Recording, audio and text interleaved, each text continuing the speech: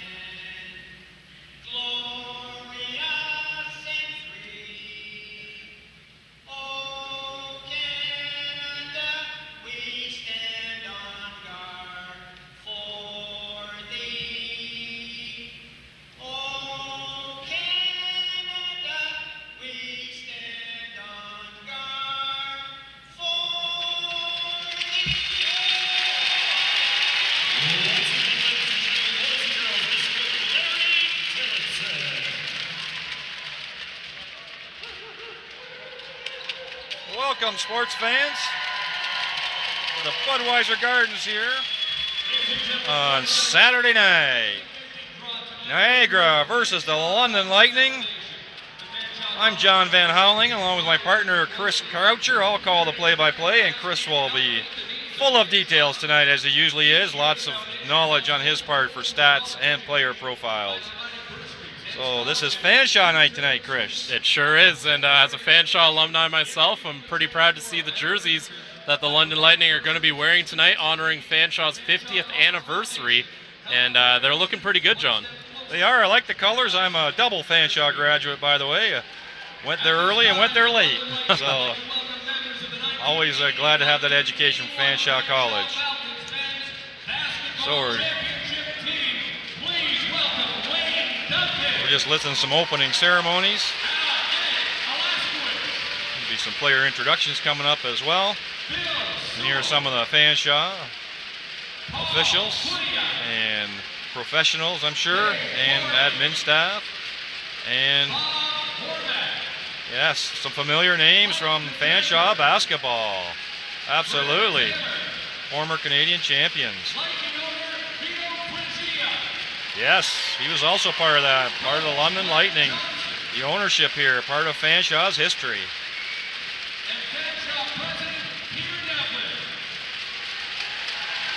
So lots of connections between the London Lightning and Fanshawe College, Fanshawe Falcons.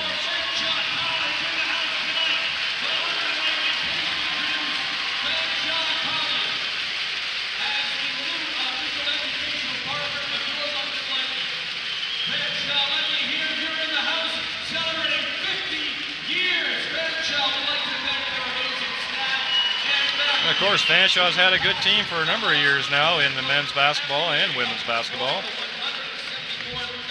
Got a good program over there, well coached for a very long time. The Fanshawe Falcons have been, and this is a nice honor for both the school and for the Lightning to be able to take a part in a ceremony like this too.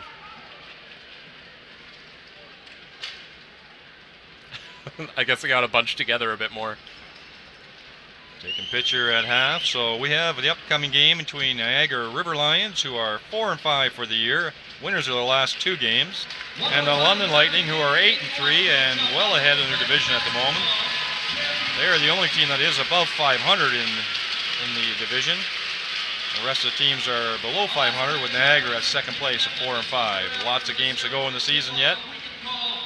And the record between the two teams are Niagara took the first game, and then London really hammered Lions the last two games. Now, Lions were shorthanded last game. We do know that, so they are here with a full team tonight. Yeah, the last time these two teams played, the River Lions were dealing with a lot of players who had the flu. There were injuries. Guys like Sammy Zaglinski are just now getting back to their capability. And it'll be interesting to see if we see the River Lions team that beat the Lightning in Game 1, or if we see the River Lions team that lost the next two games by 20. So I imagine it'll be somewhere in between. The Lightning have done some improving of their own as well. But this is definitely going to be a matchup that a lot of Lightning and River Lions fans are looking at as a way to gauge their teams for the rest of the year. So here come the starting lineup. The River Lions first. From Virginia, number 3, Sammy Zaglinski. At guard at 6'1" from North Greenville, number 22, Tyshawn Patterson. At forward at 6'9" from Washburn, number 11, Logan Stutz. At forward at 6'6" from Eastern Kentucky, number 12, Marcus Lewis. And at forward at 6'9" from South Carolina Aiken, number 24, Chris Robbins. The head coach of the Niagara River Lions is Russ LaCole. And now, fans, would you please welcome to the floor your Lightning Dance Pad.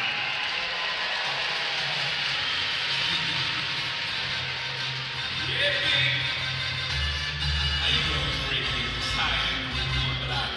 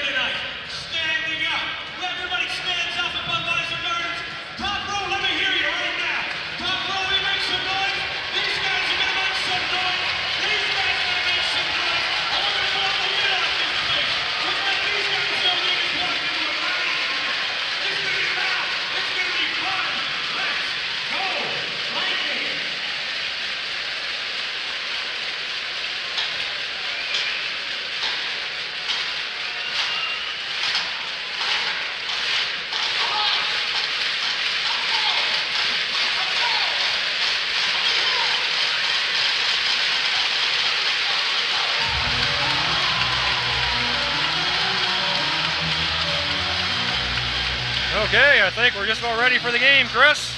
I think so. Player introductions have been made. Look at those sharp uniforms from the London Lightning. What a change from their yellow and gold and blue from before. Those are Fanshawe Falcon colors. Those are very beautiful jerseys. They got a little bit of the yellow in them along the stripe there, and a nice faded Lightning logo on the back of the jersey too. Okay, just about ready for the opening tip-off between your Niagara River Lions visiting the Budweiser Gardens here in downtown London. A great crowd out, great noise atmosphere. Always a great place to play basketball. The London Lightning, first place in their division. This is game number 4 between the two teams. 2-1 for London so far.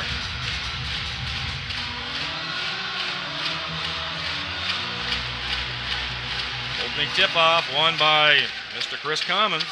Niagara River Lions with the ball first. For those fans looking on there, that was Sammy Zaglinski, starting point guard for Niagara. Steal already by Ryan Anderson. Not only does he score a lot, he plays great defense right to the hole. It's Julian Boyd. Nobody picked him up. You know, Julian Boyd has been off to a fast start in just about every game this year. I think he might get the first basket, and they're going to force a turnover there. Kyle Julius loves it. Junior Cadogan with some tough defense on that one. Well, Junior Cadogan has been playing great. His assist-turnover ratio is great, and we know he already plays a fierce man-to-man defense. Of course, as the season goes on, we know there's more and more rivalry that goes on. This is the 4th meeting now, the 2nd one on the London Lightning court. We know that Niagara did beat London in the first game of the year here on their home court. Jump shot by Julian Boyd, unable to convert. Or Kyle Johnson, sorry. Russ Conley with the... Tyshawn Patterson with the ball up top. Him and Zaglinski, their 2 point guards. That's early screen set up up top. This is Logan Stutz with the ball up top. A little ball fake. Being guarded by Julian Boyd. Nice entry pass inside. Tyshawn Patterson. Great backdoor cut. And you know, I love that cut too. He noticed that he had a mismatch against the much bigger but a little bit slower Kyle Johnson and took advantage. Lots of pressure on Kyle Johnson there that time by Zaglinski, causing a turnover. Niagara ball down at the end.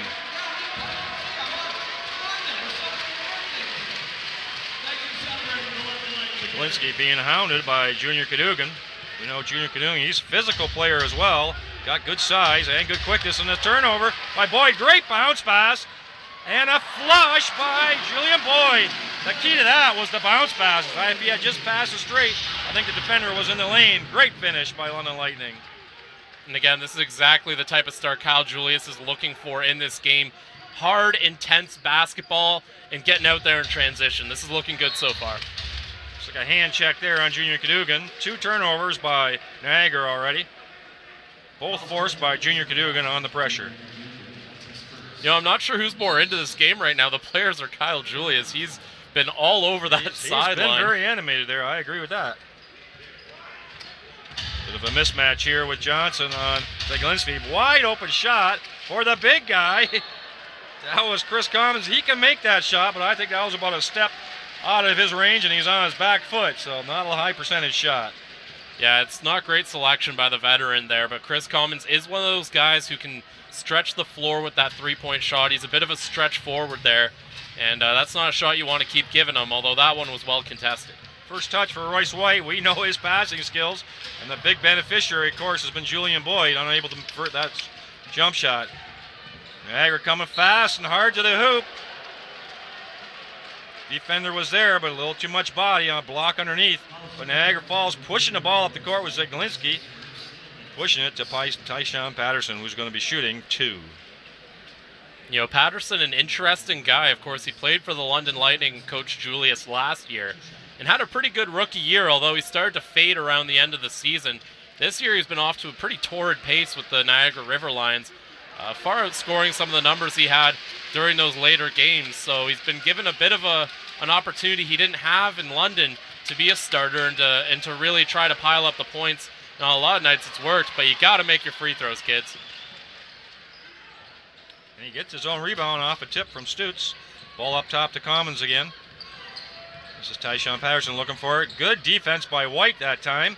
Commons, again, another off-balance shot. And look who's bringing the ball up.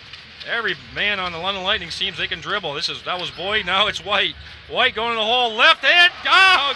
He had no opposition on that one and flushed it down. Yeah, Logan Stutz just a little late to recognize the cut White was making. Didn't jump into the lane quickly enough there, and White just able to flush it.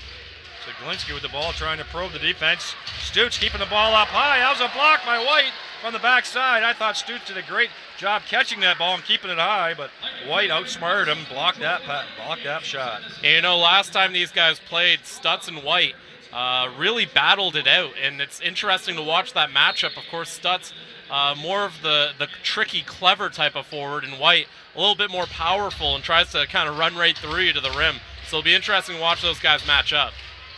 Now Zaglinski, a three-pointer and a big rebound by Boyd with Stutes all over him. Ball up top to Johnson, back around the Junior Cadogan, setting up their offense are the London Lightning. Beautiful pass from White. That was a set play where he did the screen up top, did Boyd, and slipped down the lane. Meantime, the ball zipped over to White. Right down the lane it was. They've been using that one a lot. They've been using that one a lot because White's got those touch passes that he's so good at. And again, the chemistry between Boyd and White has paid huge dividends for the London Lightning very early in the season. I Both agree. players They leading really the team seem in to be scoring. in sync together, and one feeds off the other, that's for sure. They're both averaging 17 points a game. They're the leading two scorers for the London Lightning, but the Lightning are the highest scoring team in the league. We know that. Well, it's not all one player. In fact, White's only number 11 in the league in scoring, even though he's a leading scorer for London. They have, if I looked at the stats right, I think 6 players over 10 points a game regularly every night. And that's the thing with London and Coach Julius is he likes to rotate in a ton of bench players.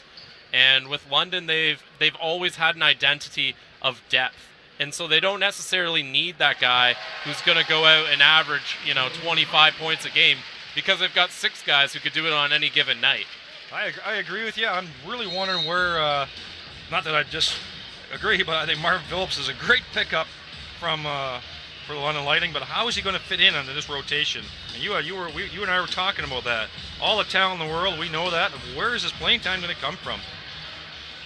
Well, I think a player that good, you're not going to keep him on the bench for much. And with Phillips, it's interesting too because him and Boyd play a similar style. So we're going to have to see, as we see a big 3 there from Zaglinski, whenever Phillips checks into this game, we're going to have to see exactly how he works his lineups out with that. What a great problem to have, though, for Kyle exactly. Julius. When you say, I'm looking at it as a fan, I'm going, wow, they picked up Phillips as well, and they're keeping all their other guys that they're so big for him.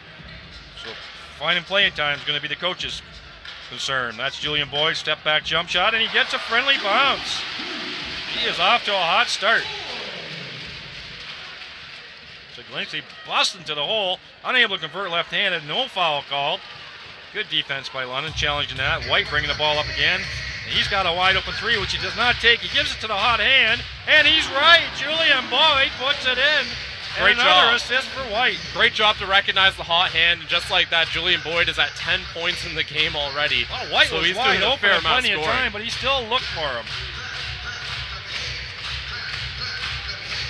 Tyshawn Patterson up top again, guarded by Johnson. Looks like he's got his feet tangled up there with a defender, and it looks like the foul is being called on the London player with Tyshawn Patterson pushing it hard to the hoop.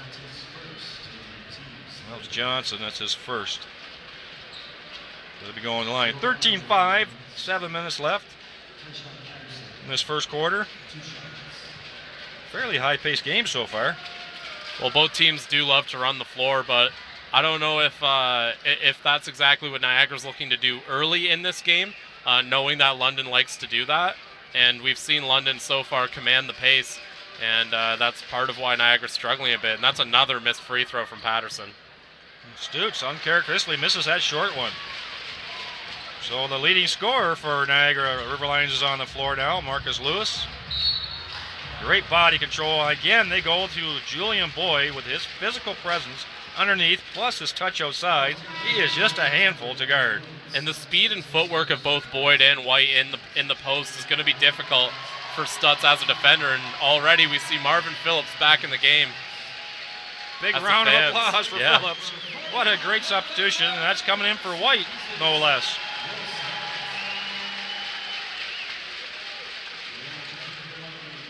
Also coming in the game is the other pickup that we haven't talked about yet, Doug Herring Jr., a terrific player in his own right as well. What another great pickup for the London Lightning. They certainly do have depth. Will they have chemistry? That is the question. Well, Herring Jr. was part of what might have been the best backcourt in the league last year alongside Anthony Anderson with the St. John Millrats. And then, of course, Marvin Phillips. I don't really feel like I need to introduce him too much to London fans. Franchise leader in scoring and rebounds. He wasn't here last season, but he's back, and he's actually the first London Lightning player to play in 4 seasons with the team. No one's ever played for more than 3. So he's the first guy to do that by He had by played suiting up here. professionally in France, I believe, last year. Yes, he was. Had a great contract there, I understand. Lewis. Ooh. Oh, hard foul at the end there, and that spin move, I believe that's on Phillips. Maybe sending a message there, but that was a tricky move by Marcus Lewis. A little spinorama in the lane. May not be on the scoreboard, but Marvin Phillips with an early impact right there. Literally. So Julian Boyd going out, so White back in. So we'll see if White can facilitate the same kind that he did for Boyd. See what kind of chemistry builds here. Boy, if I'm a London fan, I'm pretty excited, I tell you. And Boyd and Phillips have similar styles of play, so it'll be interesting to see if he can develop that chemistry with White, because, you know, like it worked out for Boyd, it could work out just as well for Phillips and end up in a lot of London Lightning points.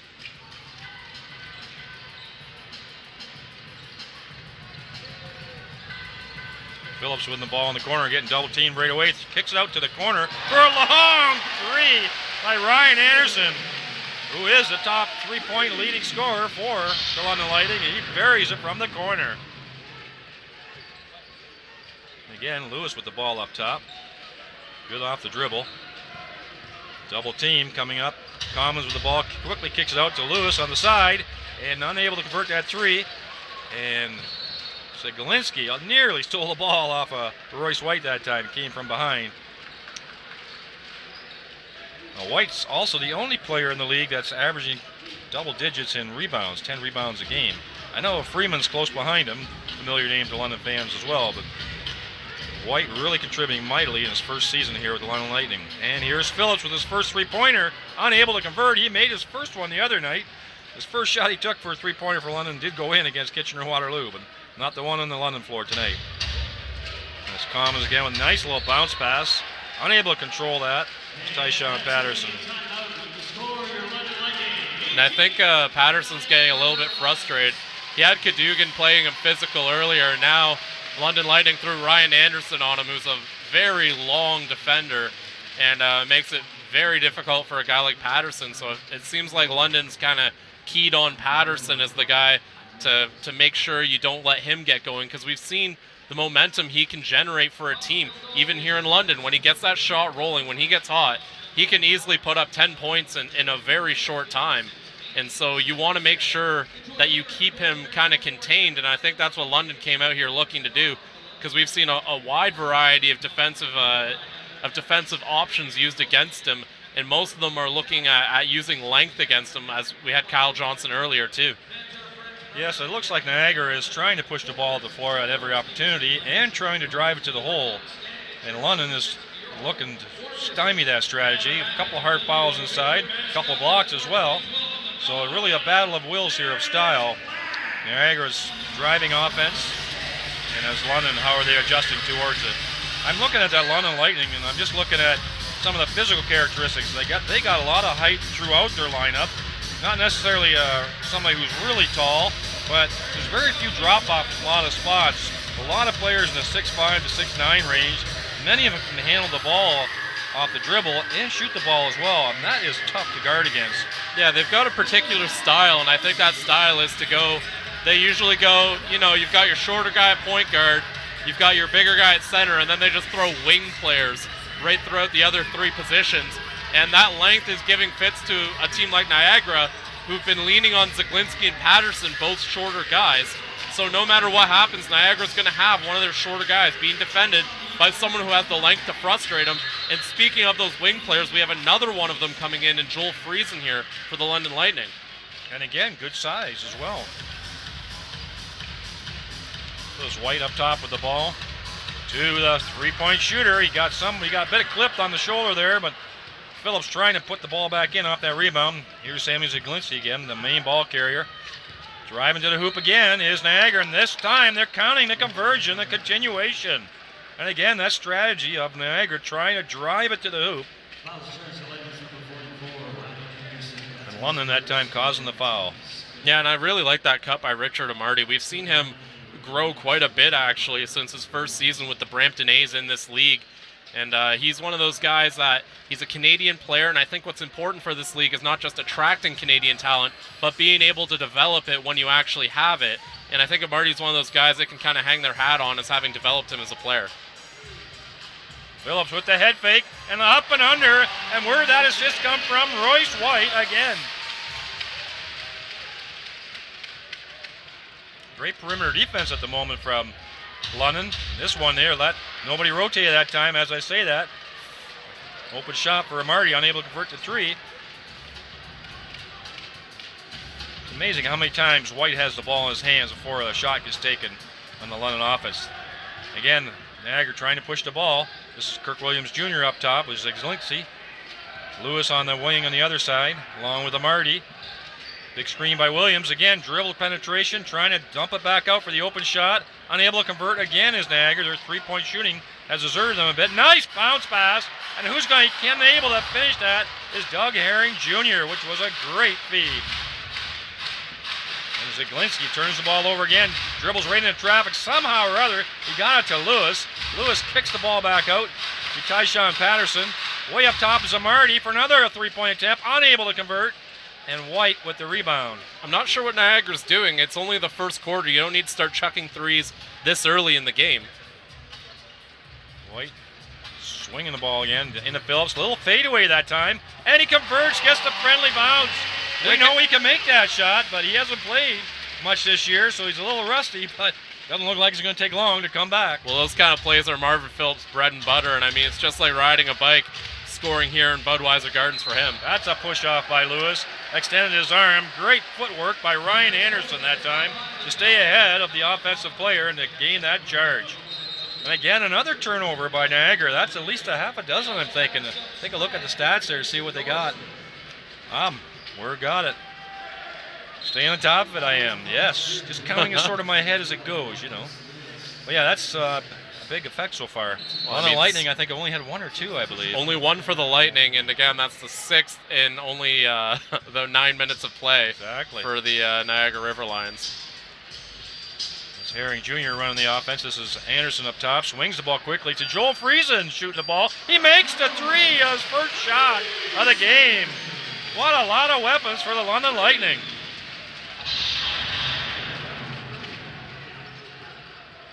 Again, just hounding defense up top by Doug Herring Jr. there. That was on Bilal Ben, his first rotation shift. This is the first look at Tyler Murray, another Canadian. Kirk Jr., Williams Jr. inside, and an easy putback for Russ Conley that time. Flash to the middle, nobody challenged him. Herring's bringing the ball up himself. A little head fake into the side, over to Phillips. Loses a dribble on his way out, I think. Or did it get slapped from behind? Yes, it was. Great head fake again, pump fake by Phillips. Gets the defender in the air. Well, they've clearly been seeing the tape on him, and that three-pointer is usually what he loves to take, but didn't see what the foul was there. I think that was Murray holding Anderson trying to cut to the hoop. All right. But again, Phillips with that three-pointer just at yeah, you have to respect it, right? Yeah, and it makes sense for them to think he's going to take that shot, but Phillips, a smart player, identifying that he can just pump fake him and get a shot at the rim. This is Anderson up top, also can handle the ball well. A beautiful pass to who else? Julian Boyd. Yeah, I think he has maybe missed one shot tonight. This is Murray driving hard to the hoop and a quick kick. He set was Niagara player unable to make the three again. Their percentage is low, and that's Doug Herring getting, that was Joel Friesen, sorry. That's going to be a flagrant foul. Friesen doing the step over dribble and then gets hammered and goes sliding into the end. Looks like he came up okay. Yeah, that flagrant's going to be on Amarty for that one. Just a little too reckless going at Friesen there. You can kind of see it coming, reckless, too. I agree, yep. Doesn't look like there was any intent, but just a little reckless, out of control is right. You can see it coming, too, just the way Amarty was sprinting down the floor. It was a mad dash to try and stop him. But you just can't. You got to get yourself under control at the point of contact. And he never really got that control back. 28-12, Lightning out to a quick start. Turnovers contributing. Niagara turnovers contributing to some easy London baskets as well. But the shooting percentage is really high at the moment for London Lightning. You get a lot of good looks. 61% to start the game. So here we are. This is, of course, the second group, so-called. I don't think there really is a first and second group, but this is Doug Herring Jr. in his second game on the team running the offense. This is Friesen doing the up and under. I think they're going to call a travel on that. He dragged his pivot foot. Good idea, but got the defender in the air, but dragged his foot. It's almost an inevitability. Once you have to use that pivot foot more than twice, it almost seems like it travels. It's hard to stay in one spot. Exactly. When you got a defender on you. Kirk Williams Jr. with the ball up top to Tyler Murray. This is Russ Connolly up top. Playing the big position. A little turnaround by Ben, and he throws a casual pass. Gets bailed out by Connolly. Connolly's time's running out. He's trying to make the open pass. Murray's going to have to shoot it quick. Unable to convert. Another miss from the three-point line. Pull-up jumper for Herring off the backboard. I think that was a pass. And who gets it but Julian Boyd? We'll give that the garbage basket to him. Again, Julian Boyd continuing his hot start. That's 16 points in the first quarter. He is on his way to what might be his best performance with the Lightning. His teammates are looking for him, that's for sure. Murray driving the hoop. Nice bounce pass. A great pickup by Kirk Williams Jr. underneath for the easy putback. Keep in mind, Boyd had 31 points in a game this season. That's his season and career high with the Lightning right now. And he takes a three this time. A little too strong. Marvin Phillips trying to avoid a foul on the offensive board. And a great pickoff by Anderson. Or by Julian Boyd, sorry. Throws the ball out. Nice bounce pass to Phillips. And a big slam. Niagara, just their heads on a swivel. They can't keep up with the passing from the London Lightning. That's the third big dunk in the first quarter already for the London Lightning. They are on a tear, 33-14. Niagara trying to find the shots. Now the big guy, he makes the three-pointer. An unlikely source for a three-pointer from Russ Conley. Friesen taking the three. Boy, everybody's got a green light tonight. And there's a leaking pass to Marty. He's going to make the slam. That time, London got caught up, I think, in the quick shot, unable to get back on transition. Well, Marty actually made a very heads-up play and immediately started running almost as soon as Friesen took what looked like a very optimistic three-pointer. He was quite far away from the line. Looking for the last shot. 5 seconds left. Herring has a crossover dribble. Throws in the corners. Does he have time? He does. Unable to convert was Friesen. I didn't know if there was enough time to make that pass and take the shot. Well, that was a big quarter for the London Lightning. 33-19.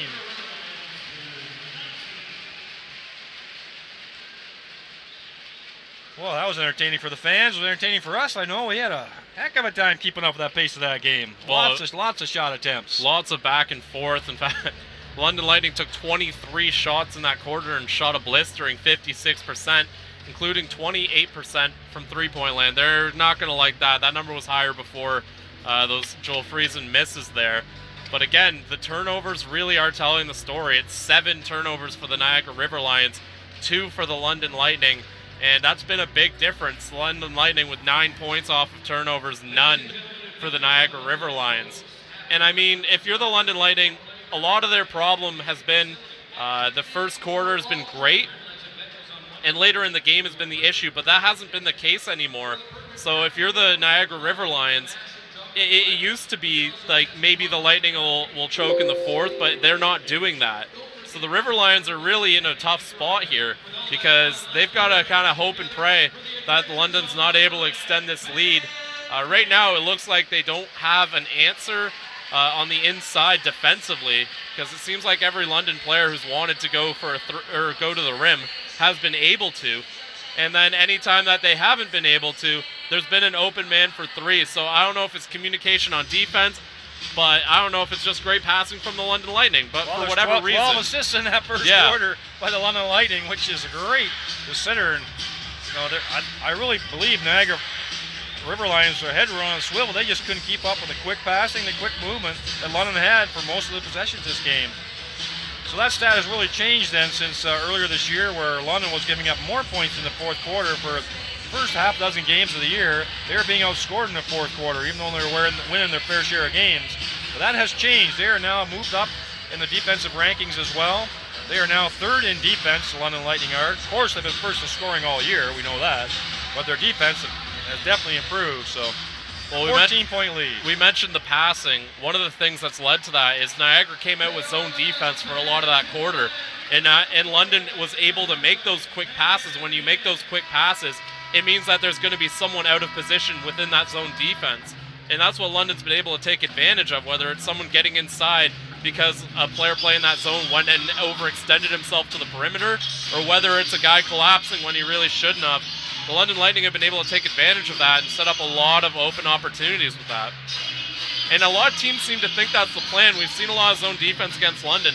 I don't think a zone defense is the way to go because they pass it too well. They're going to bust that zone defense up.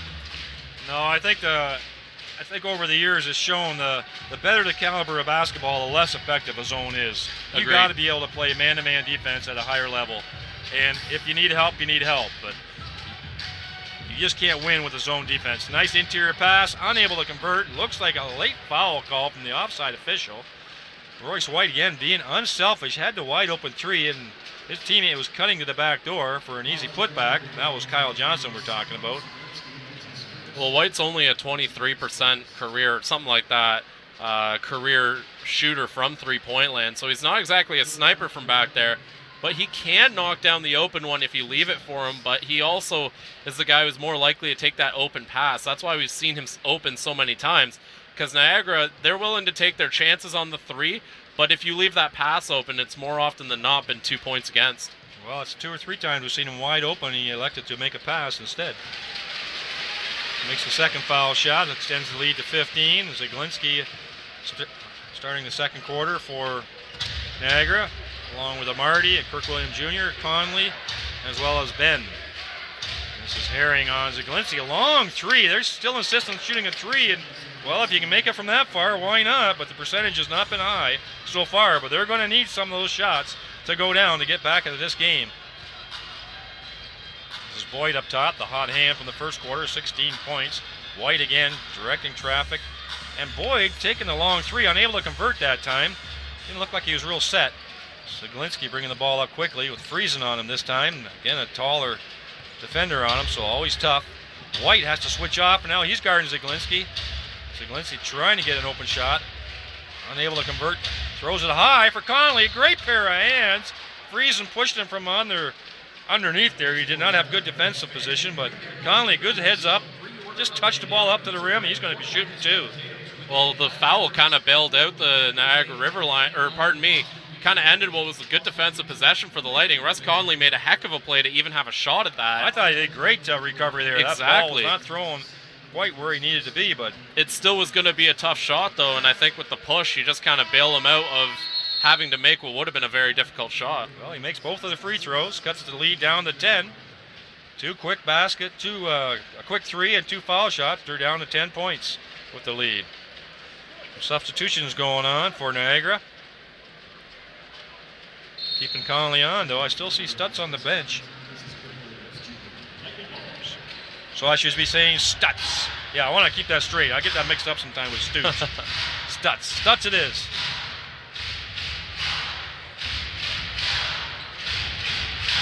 Tough interior pass. Boyd able to recover. Doug Herring getting the ball up top. Down to 5 seconds on the shot clock.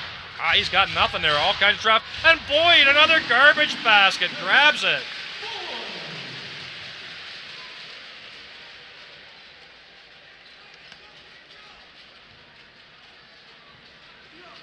Niagara bought the ball again. This time it's bringing up the ball for Niagara is Bill Alben. He's got some significant playing time so far this last quarter. Long three-point shot looked at with Marcus Lewis. Off the ball foul on Lightning. I believe it's like interference on Friesen, I think.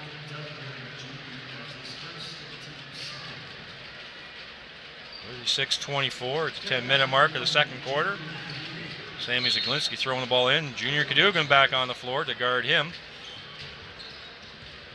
Just barely hanging on was Chris Commons that time. Getting quick ball movement here from Niagara is needed to move the London defense, as London has been very active. Switching off, White switching off on Ben. Fadeaway turnaround. Had to take that shot because the clock was running out. London recovers the rebound with Junior Cadogan.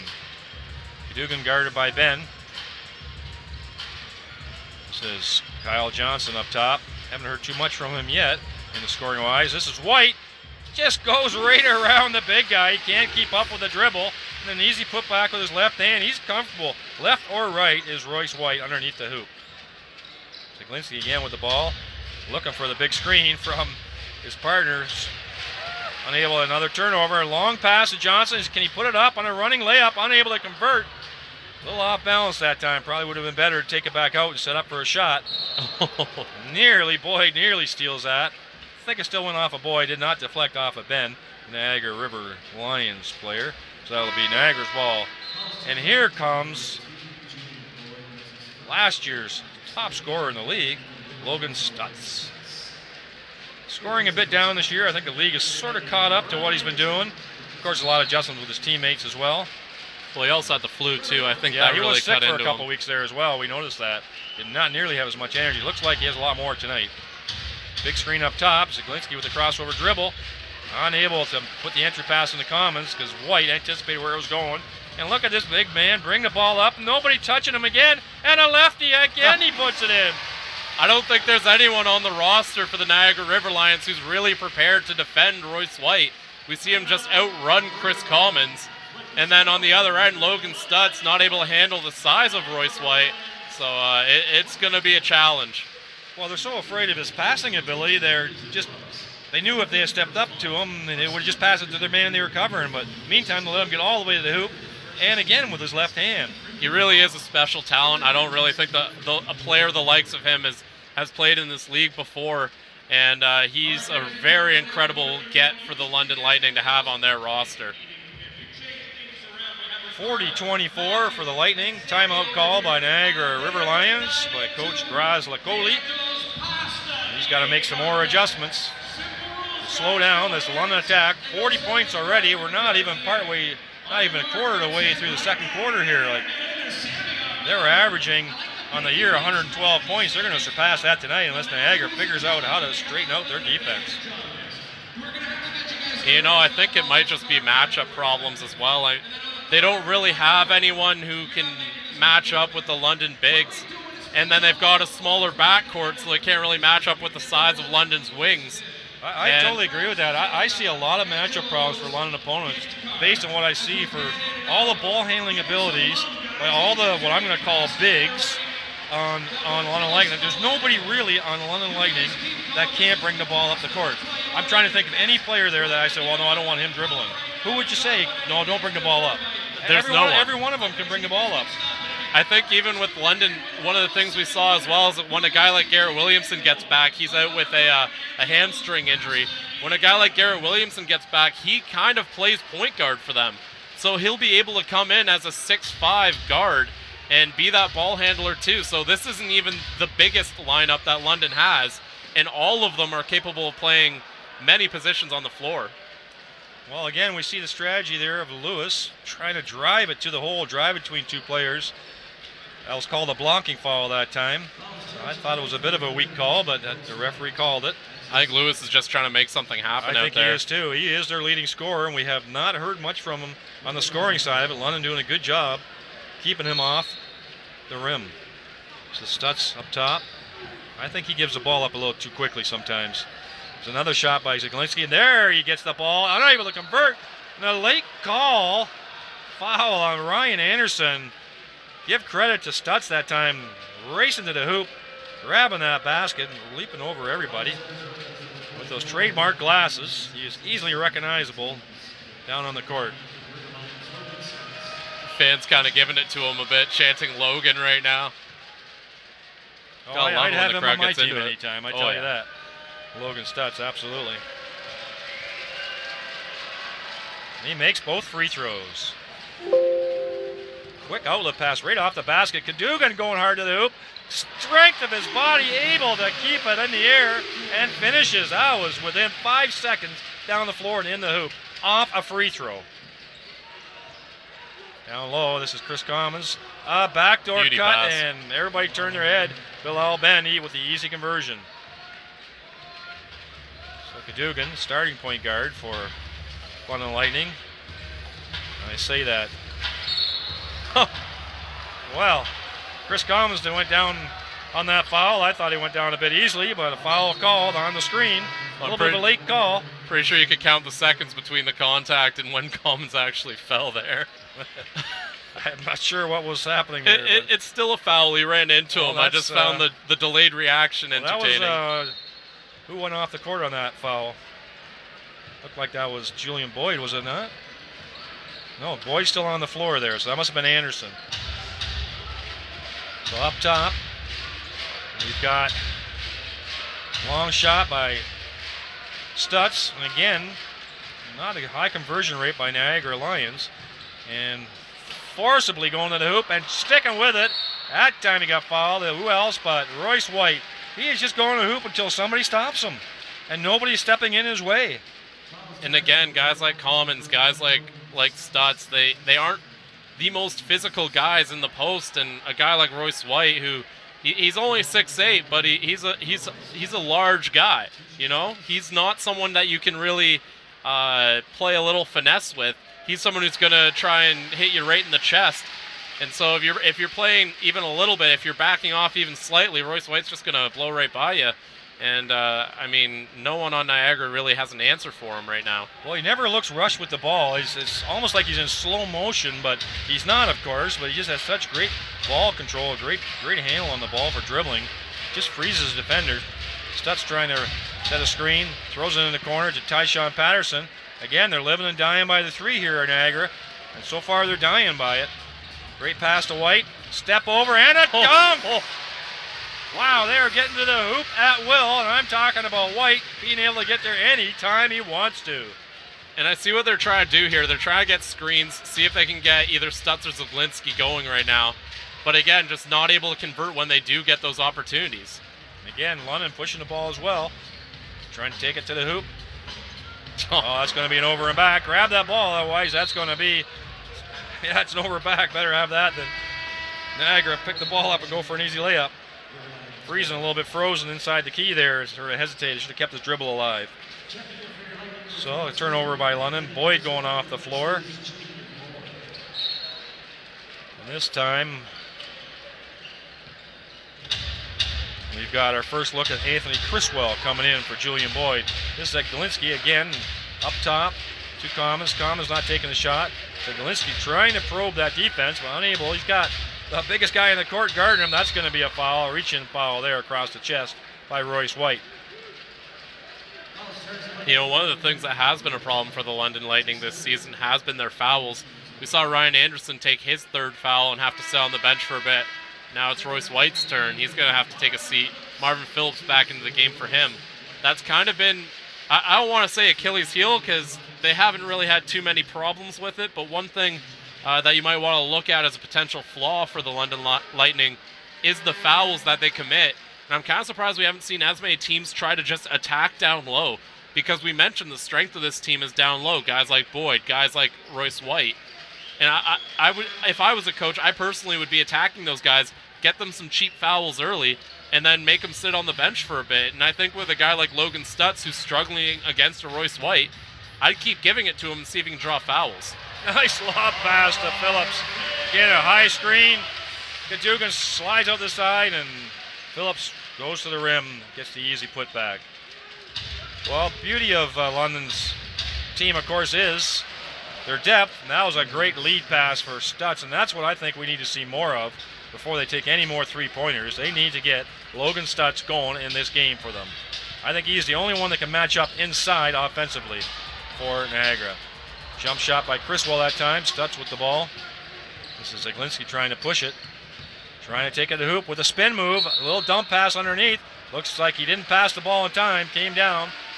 And that's a travel. Refs are really on the ball with the travel calls in this game. We've seen a lot of guys drag their pivot foots here, and the refs have done a good job calling that. Friesen with the ball on the end. Cadogan still in play with Criswell and Phillips. And it looks like Johnson in the corner there. Yes, Kyle Johnson. That's Commons coming out to hedge on Cadogan, but in the meantime, Phillips gets the ball a little behind the back pass. Looking for another screen. That's Johnson up top. Cadogan taking a long three. Got his feet underneath him, but unable to convert. Stutz again with the rebound. 47-32, 15-point lead. This is Lewis. Still haven't heard too much on the offensive end here. Ball fake by that was a great ball fake by Chris Commons. But he did not look comfortable going to the basket. No, he did draw the foul. Well, with Criswell right behind him, he had to really overextend his arm trying to get that one in. But that one's not going to work out. Gets to the foul line. So talking about these foul issues, London does have committed the most fouls in the league this year. Yes, they have lots of depth and they can rotate players in and out.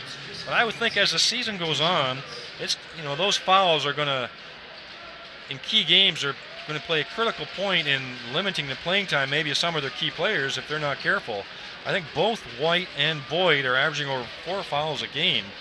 And so you get into later in the season when you want to have them on the court, when maybe the coach is saying, okay, I want White on the court a little more now we're getting to the end of the season and in the playoffs.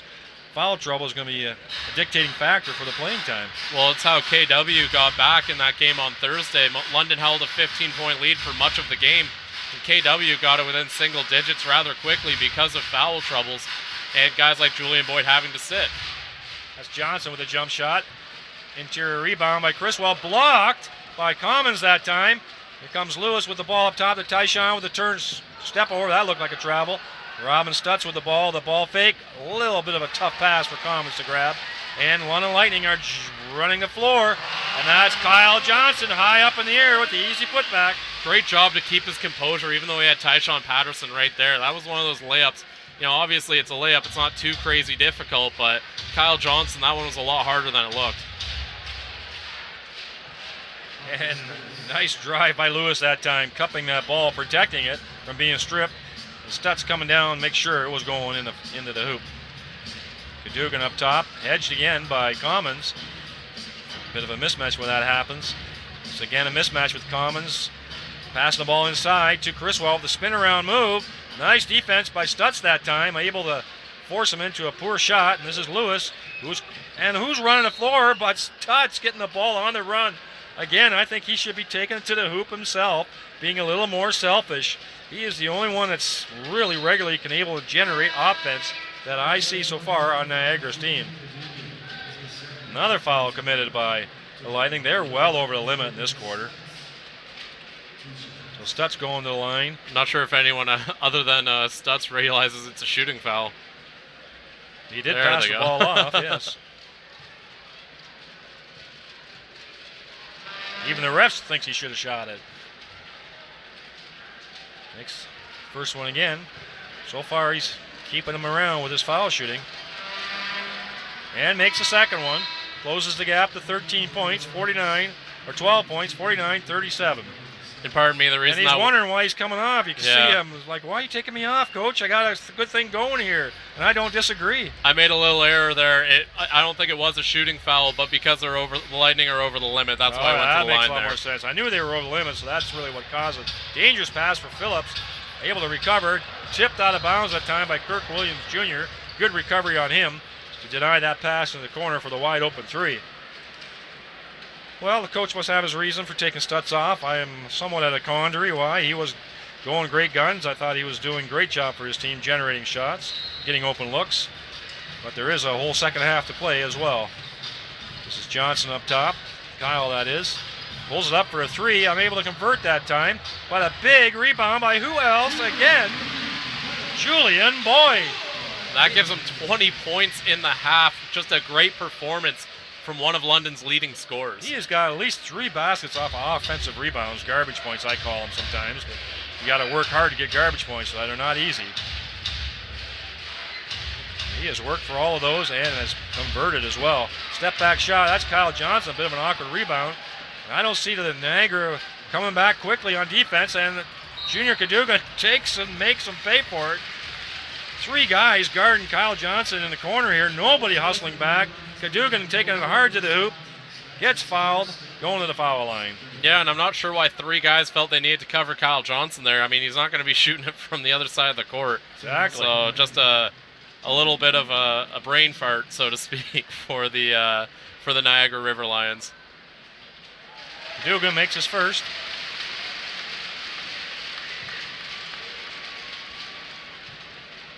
Extends the lead back to 15. This will put it to 16. It is. So London extending their lead so far in this quarter. Niagara making a few runs, get it down to 10, but every time it balloons back up to 15 or 16. This is Marcus Lewis again with the ball.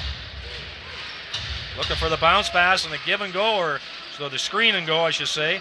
That time, Commons, great job hanging on that ball and converting it.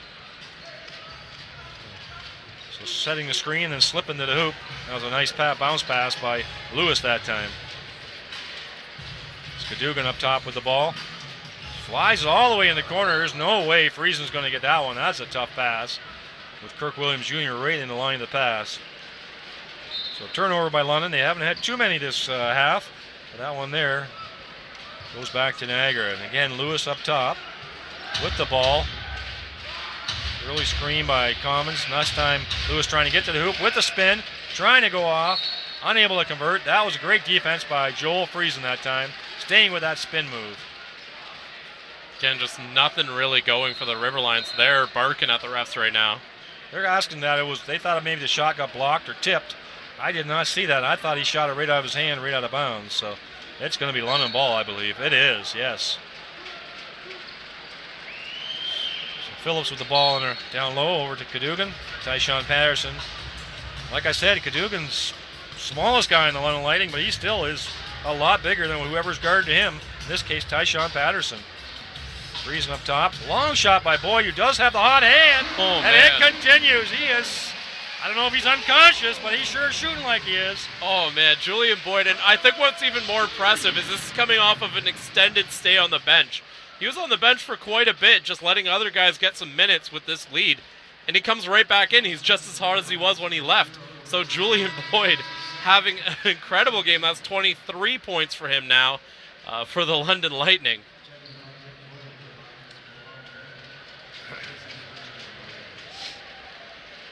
Well, he certainly has opened my eyes for his scoring ability. That is for sure. Well, again, he had 31 points in a game earlier this year, and I think he's going to be taking a run at that season high tonight.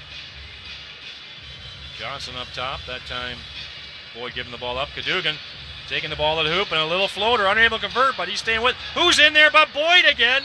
And he gets the offensive board, tips it to himself, puts it back off, gets fouled. To the foul line he goes. He is working so hard underneath the basket for every one of those points.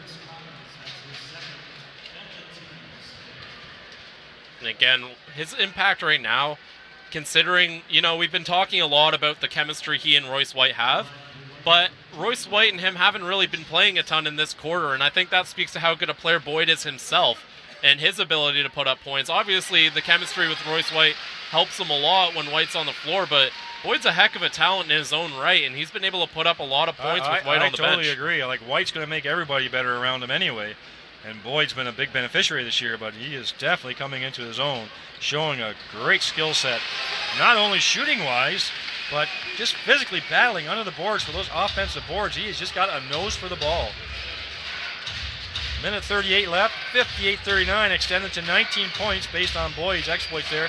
And Lewis trying to push through double team there, unable to hang on to it. Cadogan steals the ball, Friesen up top, taking his time.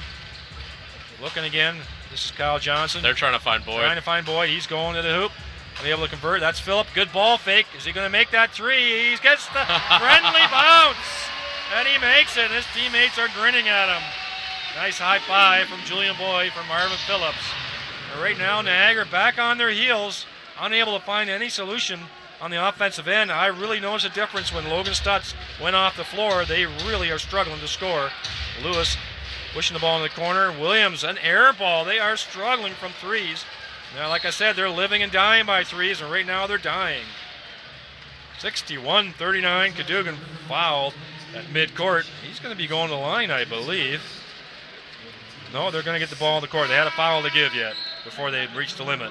You know, they got Logan Stutz coming into the game right now, but I mean, you already lost all the momentum you had when he had come into the game and started to put up some points, so I would have just kept him out for the rest of the half.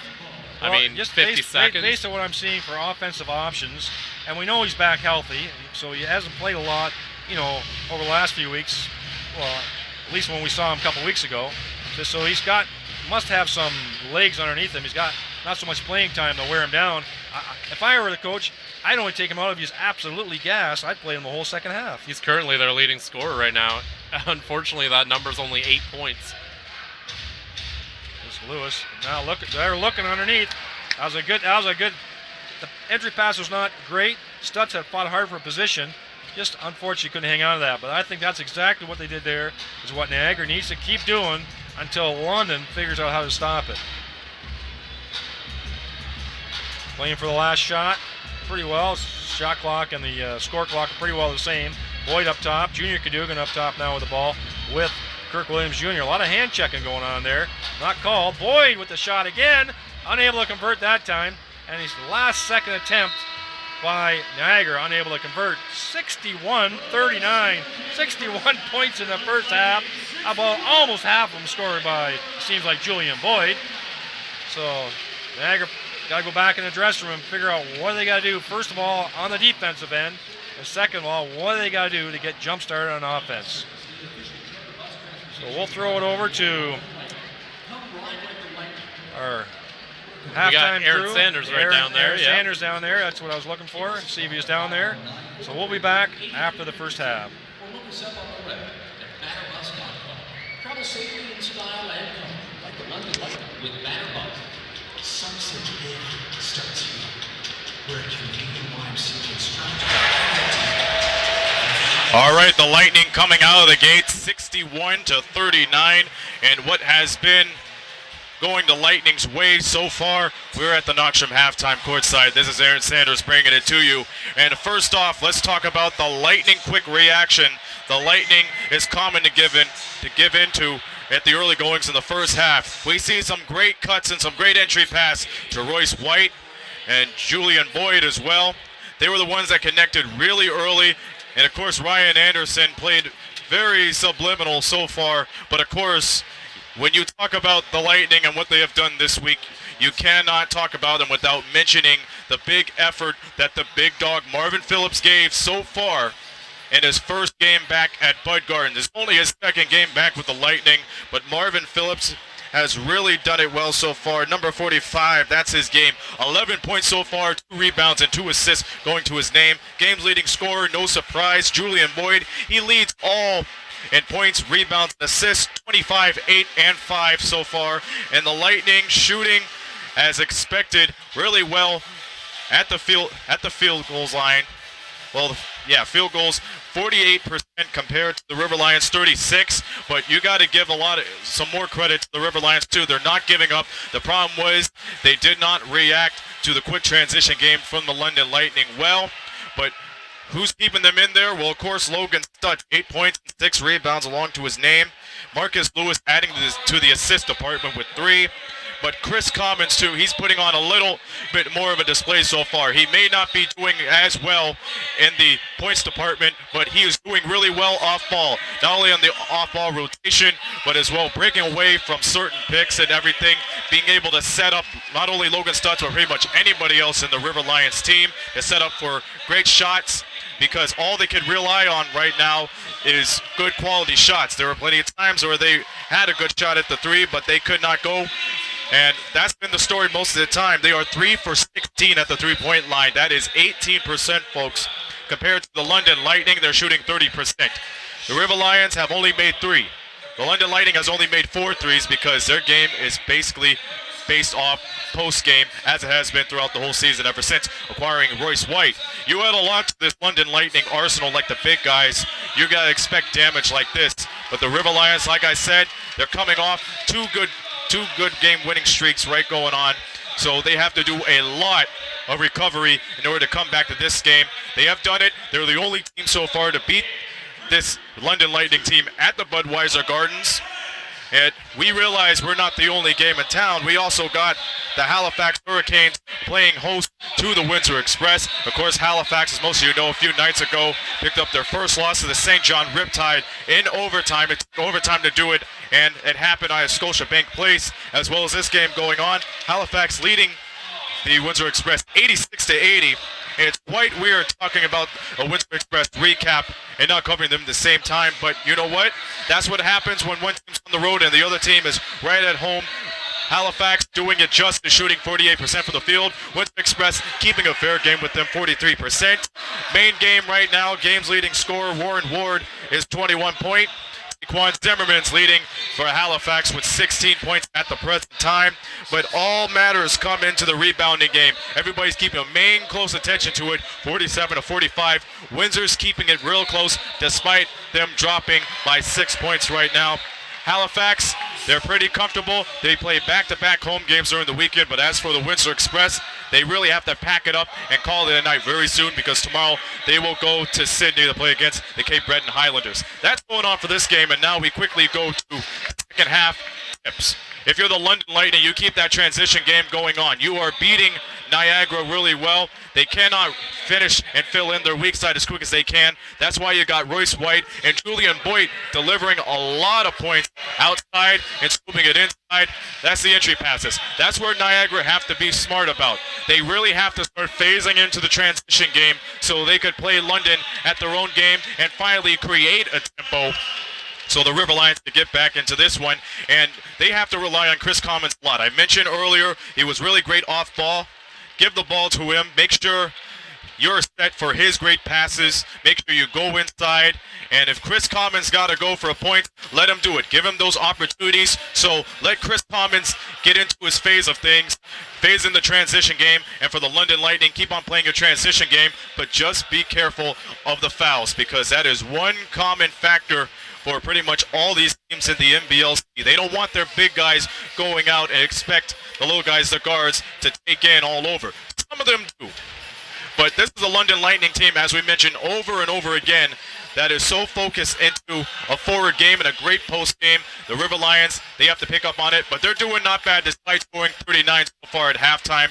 So that's where we stand, 61-39. We got another game going on, like we said, the Express and Hurricanes, but you're tuned in right here at the Budweiser Gardens, right here on Knockstrom.tv. We'll step aside for a few moments, and by the time we'll come back, second half action time. John and Chris will be on the call, and I'll see you folks at the Knockstrom postgame. But for now, we pause for this break.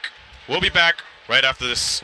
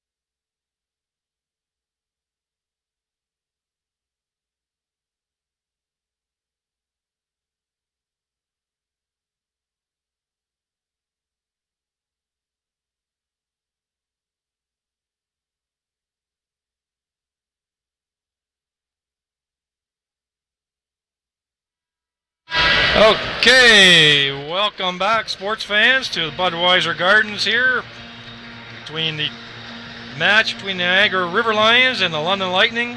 My name's John Van Houwelingen, along with Chris Croucher. We're calling the game for you tonight. Hope you're enjoying yourself for that first half. 61-39 is the score after the first half. The London Lightning in the lead. Really a scorching offense there. I look at the offensive numbers there, and I know they were over 60%. That was unsustainable, but they are close to 50% shooting. And really the tail of the game, for scoring-wise, was Julian Boyd. Well, Julian Boyd, he had 25 points in that first half, which is just a monster number. I mean, anytime you can say you're on pace for 50, I don't think he's going to get 50. Let's calm down. I don't know. But anytime you can say you're on pace for 50, you're clearly having yourself a heck of a game. He's doing more than just scoring. He's also the leading rebounder with 8 rebounds for the London Lightning. And I think rebounds, steals, the turnovers, that's really been what gave London this big lead they have. I mean, the steals were 7-0 in London's favor. The turnovers, 13-5. I mean, London had 5 turnovers in that half. Niagara had more than 5 in just the last quarter. So yes, now, I agree. Turnovers 13-5. Yeah. So right now, I think if you're the London Lightning, stay the course. You've had just about a perfect half. Maybe you want the 3-point shooting to hit a couple more, but I mean, no one's gonna complain about 28%. It's not a great number, but that's really the only blemish on their stat sheet right now. And then you look at the Niagara River Lions. I think they relied way too heavily on zone, and I don't necessarily agree with some of their player usage. So it'll be interesting to see how much of Logan Stutz we see in this half. We know he wasn't happy about when he came out in that second quarter, and so he might come out here with a little bit of anger to his game, something that I'm sure they wouldn't mind him having when you're down 61-39. Well, I sort of compare him to not the same kind of player, but the same kind of function that Royce White has for London.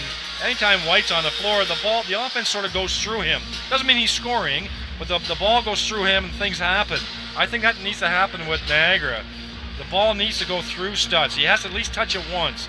Doesn't mean he has to be the scorer every time, but somewhere in there, the offense has to flow through him. He cannot be on the periphery of the offense. I think it needs to be a primary focus. And to me, that's what I see. I don't see a whole lot of other offensive weapons at this point in the game for Niagara. So Niagara with the ball up top, Tyshawn Patterson. This is Lewis. He loves that spin move, and White read that like a book. Blocked that in the corner. Stutz has got the ball this time. See, a nice, beautiful pass to Tyshawn. Not open that time, but he's forcing the ball in, and he puts it in. Forces his way, the little guy in the inside. Tyshawn Patterson, one of those guys who can get hot. London did a good job of containing him in that first half. He's not someone you want to get going, though, because he can really swing the momentum in his team's favor. You just said that, yes. So nice pass. Look at that beautiful pass. Quick hands that time by Commons to knock the ball out of Julian Boyd's hand, but in a blink of an eye, White passes the ball two-handed, crisply, to Boyd underneath. He really thread the needle there. I mean, he had 4 arms flailing trying to get in the way of that and still found its target. Unable to convert the 3 that time was Ryan Anderson. Zaglinski with the ball up top. Nice bounce pass to Stutz, trying to avoid a charge. He calls a block. He had just enough time to slide sideways in the air, did Stutz, to avoid that charge. But again, 2 possessions in a row, 2 good things are happening for Niagara. And that time I thought Ryan Anderson, it was in fact a block, and that's going to hurt because now he's at 4 fouls in this game. That smart little slide was enough that Anderson just picked up his right foot right at the moment of contact, so that was a very nice move. Stutz, a reliable free throw shooter as well.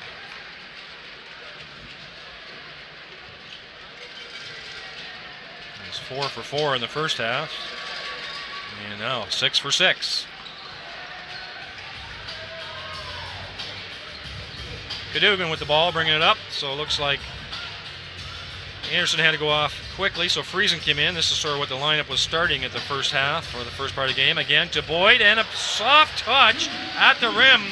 He just slipped the screen. Cadogan found him easily in the key. Again, Stutz shooting it from the corner, unable to convert that time. A quick 3-point attempt.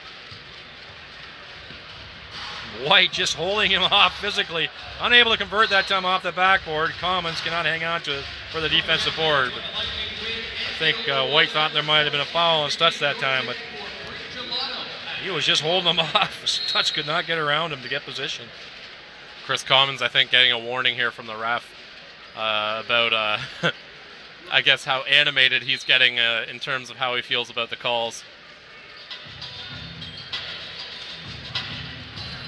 Julian Boyd with a little under the bucket shovel pass by Cadogan, does a little sweet little spin move, and then gets hammered and he's going to the foul line again. Well, that's 2 quick fouls there on Chris Commons, and he's going to have to take a seat now. You know, we talked about Logan Stutz being the guy for Niagara, but Chris Commons is a really important piece on this team too, and anytime he's on the bench, you're missing a pretty big part of your lineup.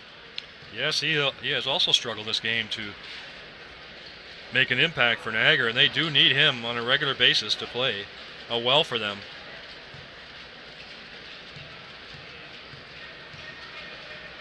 Boyd at the foul line again. This is his 6th attempt of the night. And they're just unable to keep track of where he is on the floor, and his teammates, London teammates, are finding him. Okay, so we got Tyshawn Patterson guarded by Joel Friesen. Stutz doing the early screen up top, throwing the ball up quick. Spin move, loses it is Kirk Williams Jr., and this is Cadogan going hard to the hole. This is Galinsky hard on his tail. And Cadogan, I do not know how he did not get injured that time, but there he is down there doing the push-ups. He makes it with his left hand. Well, he finished strong, and then he celebrated strong there. Junior Cadogan, heck of a play to make that layup with heavy contact there, almost hitting Lightning cameraman Stu Switzer, who I'm sure is going to have an excellent photo from that one. And just a great effort there from the Canadian point guard. Definitely 67-43. This is Galinsky, a primary ball handler for Niagara, driving to the hoop. A little bit of push off on Friesen. Great play there, unable to get the friendly bounce. Stutz got his hands in there, kept it loose, and a putback by Kirk Williams Jr., but that was Stutz keeping the ball alive on the offensive end. Again, having an impact again. Seems like every score that Niagara makes, he has either touched the ball or scored it. There's Boyd up top with a wide open 3, unable to convert that time. Tip by Johnson, and quick pass to Boyd, and he just drives to the hoop, contorts his body, and makes the layup. Just really navigated the traffic beautifully there too. Great job by Julian Boyd. You said navigate, I said contort. So it's one or the other, I think. Probably both.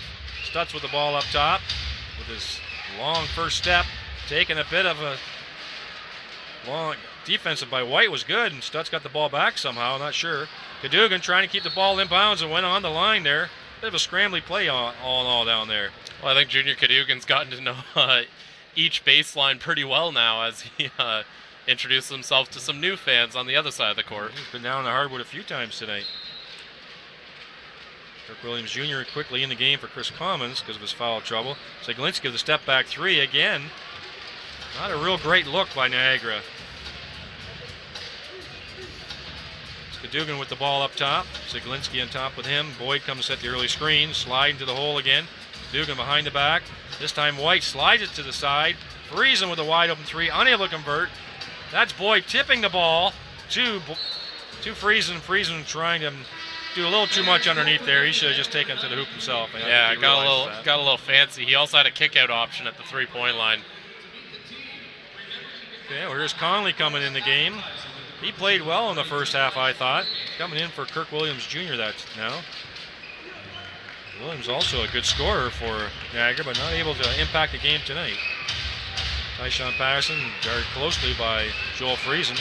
He is a tenacious defender, as Friesen. Great crossover by Patterson, away up top to Lewis. He thought about shooting it. This is Conley down low. Is he going to take it to the hoop? Does a bit of a spin around. White stayed right with him, got his hand on the ball. Great defensive position that time by White. Into the corner it goes. Ball swinging well over to Johnson for a wide open 3. Great ball moving again by the London Lightning. And Kyle Johnson can make that shot. We know he can be a shooter. Marty on the floor now as well with Marcus Lewis. And Robin Stutz slides to the hole, playing with his big size. Nice little touch underneath by Stutz. And, you know, if I'm the Niagara River Lions, every play I'm calling involves Logan Stutz. We saw the one before that Stutz wasn't really involved in. You got to get him involved on every play. Quick 3-point that time by Friesen.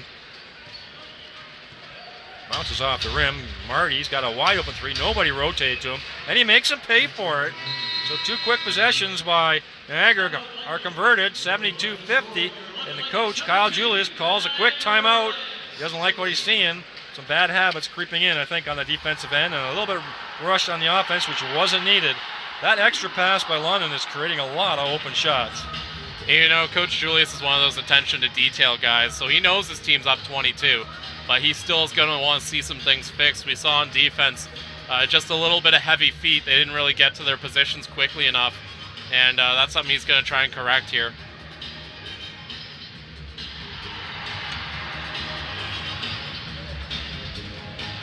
So I still think you're right. Turnovers are, to me, have been crucial in this game. 14-6 now for 14 for Niagara, 6 for the London Lightnings. And I really look at that assist line from London when I was talking about the extra pass. 23 assists already. We're only partway into the third quarter. Well, I see in the group chat the question about fouls. London has committed 15 fouls. Niagara has committed only 13 by comparison. So those are some of the stats there for you. I think the one that really stands out is points off of turnovers, because not only is London forcing those turnovers, but when they get them, they're converting. It's 19-2 for London. 19-2, wow. So that's a huge differential. And I mean, if you're the Niagara River Lions, that's just a matter of running. You lost the ball, you've got to get back. Even if you might foul the guy, it's better than giving up an easy basket. Well, it's a 22-point lead and a 17 differential on the points off a turnover, so that speaks volumes to the lead that the London Lightning have. Lightning a little bit slow coming out of the timeout. So we have on the floor Tyshawn Patterson along with Kirk Williams Jr. is back in again, along with Marty, Conley, and Marcus Lewis, I see. Kyle Johnson on the floor, along with, looks like Doug Herring Jr. is back in. Joel Friesen, Royce White still out there, and Julian Boyd, the big 1-2 combo up front for the London Lightning. This is Doug Herring Jr. with the ball. Tyshawn Patterson guarding him. Again, the size differential on the point guard again. Doug Herring Jr. is quite a bit larger than Tyshawn Patterson. This is White with the ball in his comfort zone, I think, for shooting. Nice quick pass to Boyd. Boyd doing the spin move. A little bit of a fadeaway. I don't think he could decide whether to shoot or pass that time. He got hung up in midair. Conley bailed him out by tipping the ball out of bounds for Niagara. Ball never did hit the rim, so the shot clock does not reset, so still only 6 seconds left on the shot clock. Quick corner pass and into White it is with his left hand again. Ah, terrific left-handed shot. And a really well drawn up play. They had Kyle Johnson fool everyone. They set it up to make it look like they were going to set up Kyle Johnson for the corner three, and then great pass to hit a cutting Royce White instead. Well, fooled me because I almost called him to the corner already. Tyshawn Patterson with another three that does not go. London running the floor, 4-on-2, and Tyshawn Patterson steals the ball, and London slow coming back. It's 4-and-1. 4-on-1, and you end up turning the ball over, and I think that's just about a summary of Niagara's night so far. Just trying to do too much with that pass. Another dribble would have definitely created an open lane for his player for an easy pass. 74-50, a little under 7 minutes left in the third quarter. Doug Herring Jr. with the ball up top. White trying to get post his position against Kirk Williams. He's got quite a bit of size differential. That's a long three by Joel Friesen. No pressure on him, and he makes his second three of the night. Well, this might get really ugly for Niagara if they don't contain them in this quarter here. I think at 27 we can already call it ugly. Well, I can't call it ugly yet because there's lots of time left. True. So, you just, like you said, I won't be so nice. Somebody needs to get hot, or they need to be consistent on Niagara to get. If they can get it down to 15 points before the end of the third quarter, they have a chance of getting back in the game. But you can't keep it at 27. And now, mind you, Niagara does have a couple guys in this game right now who can heat up. We've seen Lewis have big quarters in the past. Richard Amarty's done it in the past. Of course, his three-point shooting can turn the tide too. And Williams is a scorer as well. True. Kirk Williams Jr., we've seen that in the one game he was here. Well, he's a former sixth man of the year. I mean, he's what he's here for, is to come off the bench and provide big minutes. And so it's not completely impossible that Niagara could come back, but they definitely have a tall task ahead of them. Well, Stutz is on the bench, so we'll see if that's just a rotation thing or what's happening here for London. Phillips is on the floor now as well, guarded by Amarty.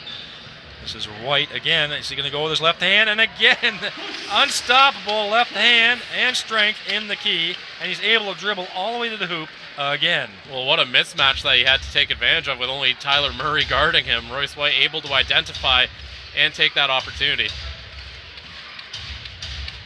So I guess this is Kirk Williams Jr. here. That's a nice play. Little tip on the hand there that time. Driving hard to the hoop. So who have we got on the floor for Niagara? We got Marcus Lewis. We got Richard Amarty.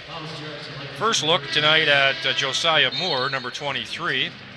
Bilal Ben is on as a point guard. Of course, Kirk Williams Jr. is shooting at the line. So really a small lineup for Niagara when I'm looking at it.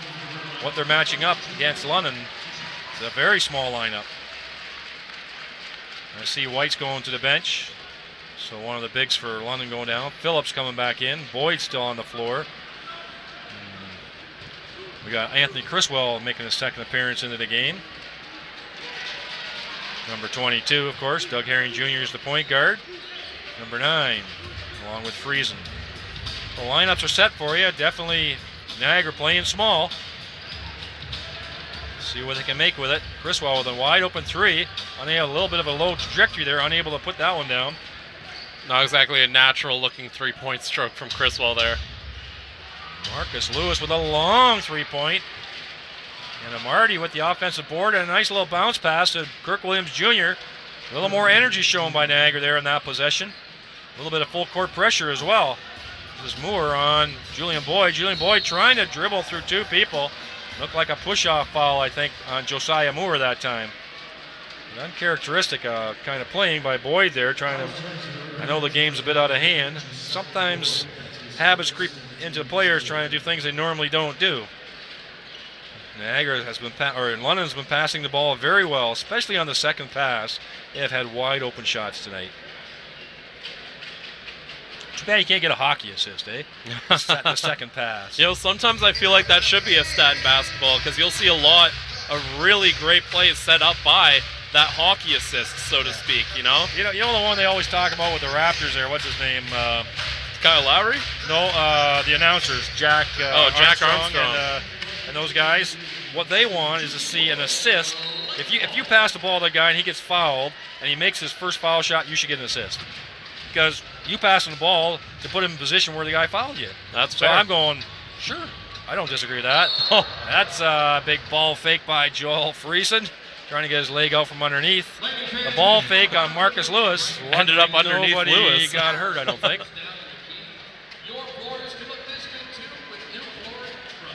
A little bit of a Lightning franchise history watch. Right now, Julian Boyd sitting at 30 points. 32 points would have him in a tie for 6th all-time scoring performance as a member of the London Lightning. Well, big numbers tonight for him. Big numbers for the Lightning. Up by 23. Cadogan being guarded by Amarty. Bit of a size mismatch. Amarty doing a good job staying with Cadogan. Cadogan had to throw the ball up. And he's back on defense. Can he hold Kirk Williams Jr. back? He does. Enough to create a turnover. Good hustle back by Doug Herring Jr. that time. Just about pegged the ref with the ball, too. Just a little too much energy on the pass off there. Joel Friesen up top, looking underneath for Phillips. Phillips unable to post Amarty. Friesen going to the hole. Throwing a little lob pass inside. Read like a book that time by Williams. A hard pass. Again, almost throws it out of bounds, Kirk Williams does. Amarty up top to Bilal Ben. Bit of a defensive nightmare for London, really. They got to guard a lot of smalls here. And putting the bigs under a lot of pressure when they're on the dribble. But Niagara unable to convert. You see an uncomfortable London defense with always having to guard somebody smaller than you. And I think that's what Niagara's trying to do. And no Stutz again on the floor for a significant period of time this quarter. And still a 23-point lead. Game sort of stalled out a little bit here offensively for both teams. Looks like defensive interference. Friesen trying to set a screen, and Amarty with the high elbow in Friesen's face. That's his third foul. Amarty is really the only big out there right now, if you consider him a big. I was about to say closest thing to a big, maybe. He's guarding Phillips, which is a huge mismatch. So on the offensive end, London really could pound it inside. they wanted to, if they're patient enough. Looks like up top is Criswell, a little uncomfortable with the ball. Doug Herring Jr. up top, trying to take off the dribble off of Williams, and this is Phillips. Nice play by Amarty. That's going to be a time violation. Amarty was willing to run the ball, but that was great defense by Amarty on Phillips. Really in an awkward position, too late in the shot clock to get a good shot off. Yeah, Doug Herring Jr. I think could have probably taken that shot he had. He got Kirk Williams Jr. off his feet. But that was an interesting matchup to me, having Williams Jr. be the guy defending Herring. I personally didn't see if there was a switch or not, but if that is the case, that's another guy. Just putting a long, athletic guy, kind of similar to what the Lightning did to Tyshawn Patterson, by having Doug Herring Jr. get stopped by the longer Kirk Williams. Marty with the three. Was open that time, but he's still shooting a little bit off of balance. Friesen trying to run the floor, going hard to the hoop. Unable to convert, but that was Phillips getting with the offensive rebound, Criswell with the offensive rebound, and he gets his own miss and foul. Good running the floor that time by the London Lightning. I find the game has stalled a little bit here. You find the same thing, a little bit disjointed, it looks like, on both sides. I think part of the disjointedness of it, if disjointedness is a word, is the fact that both teams kind of have their reserves in. And for the London Lightning, two of them haven't really been here that long, only played their first game on Thursday. So for London, they've got tons of time, but they also have tons of points on the board. So I think this gives them a little bit of time to kind of experiment with some of their lineups and see if anyone can develop chemistry. And I think that was the mindset to having Herring Jr. and Phillips both on the floor together right now. Well, I see Junior Cadogan's back out again. So Zaglinski came in for Niagara. So a little bit better matchups for London, I think, on the guard positions. This is Ben up top with Josiah Moore, who hasn't seen the ball much. Nice little turnaround shot off the backboard. Nice play by Josiah Moore. Maybe they should give him the ball a bit more. Nice play right there. So here's Cadogan trying to set up the offense. This is Friesen up top. Swinging the ball around to Doug Herring Jr. Going to be a wide open three for Criswell if he wants it. Trying to get the ball inside to Phillips.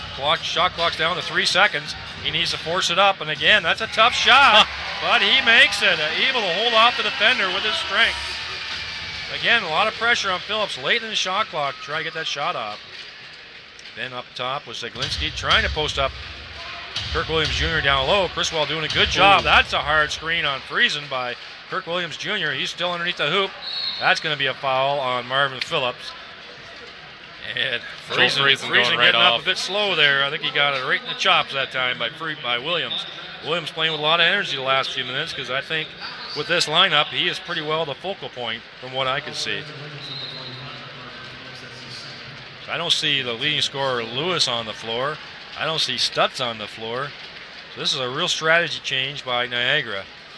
One guy to keep an eye on, though. He's been bothered by a wrist injury, but Sammy Zaglinski is on the floor. He hasn't had his strongest season this year, but last year he was one of the best, if not the best, point guard in the league.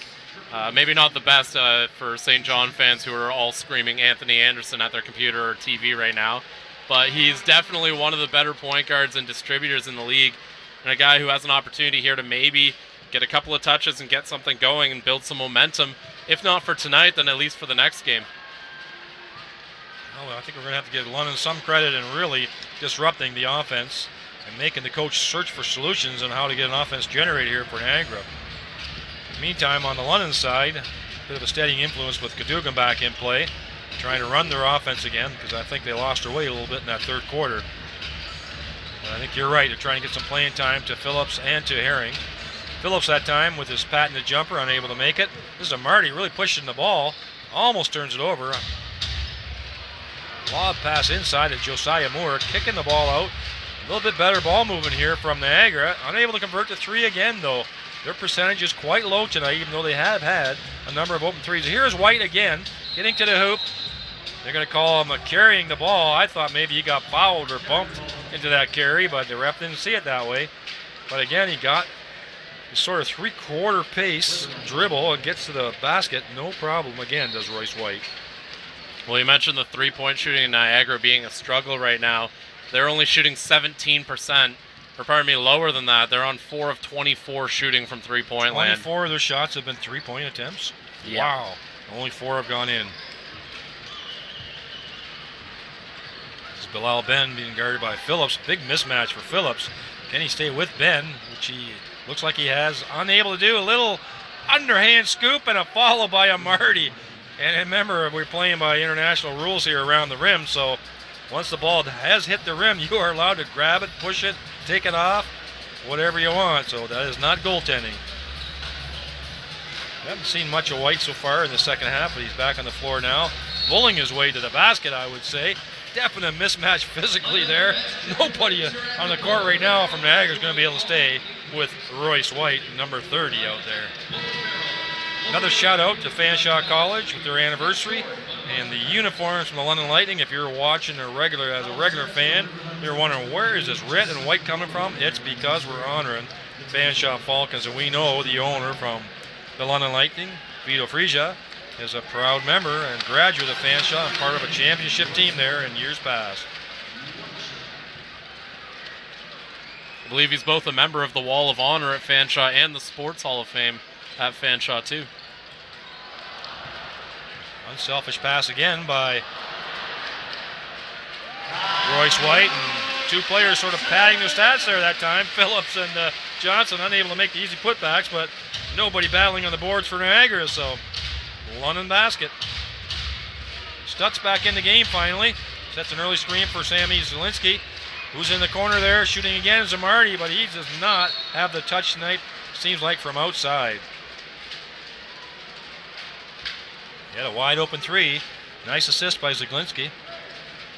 So Stutz back on with the last minute of the play here in the third quarter. 85-62. Still a 23-point game. Junior Cadogan still out on the floor, running the offense with White. Up top, setting an early screen. Doug Herring, the ball now in the corner. Nice, beautiful give and go. Ooh. Royce White to Marvin Phillips. Everybody on Niagara turned their head on that pass, and Phillips zipped down the lane, and of course the quick passing and reactions from Royce White making it look easy.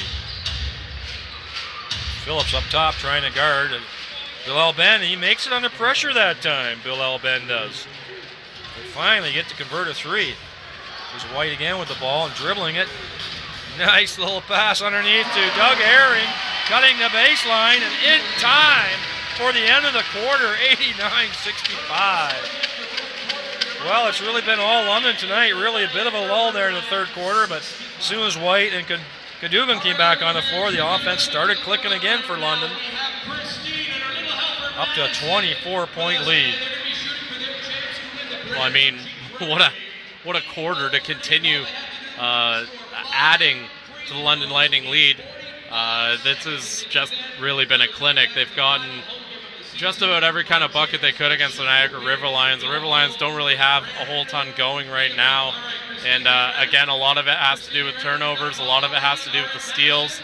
The fouls are even between the two teams, so the refs aren't a factor in this.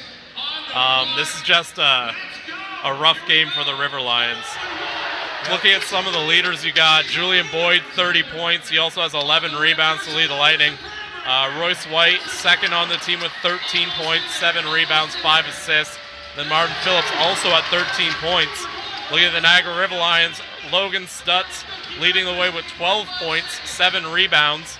You also have Kirk Williams Jr. at 10 points, and Tyshawn Patterson 8 rebounds. So not exactly stellar numbers from any of those guys either. Well, 3 things really stand out for me when I look at those stats. Niagara 4 for 24 from threes. So a lot of shot selections are from the threes, and they're shooting poorly. The assists, 25 assists for London Lightning, sharing the ball, pushing it around. And then, like you point out, points off of turnover, 22-4 in London's favor. I mean, anytime you turn the ball over a ton, that number's going to be high. But even so, to convert 22 points off those 16 turnovers is impressive. And also, the fact that they've had 48 points in the paint speaks to the issues that Niagara has down low. That number's 48-28, and London's been consistently able to go down low and just poach points wherever they want them.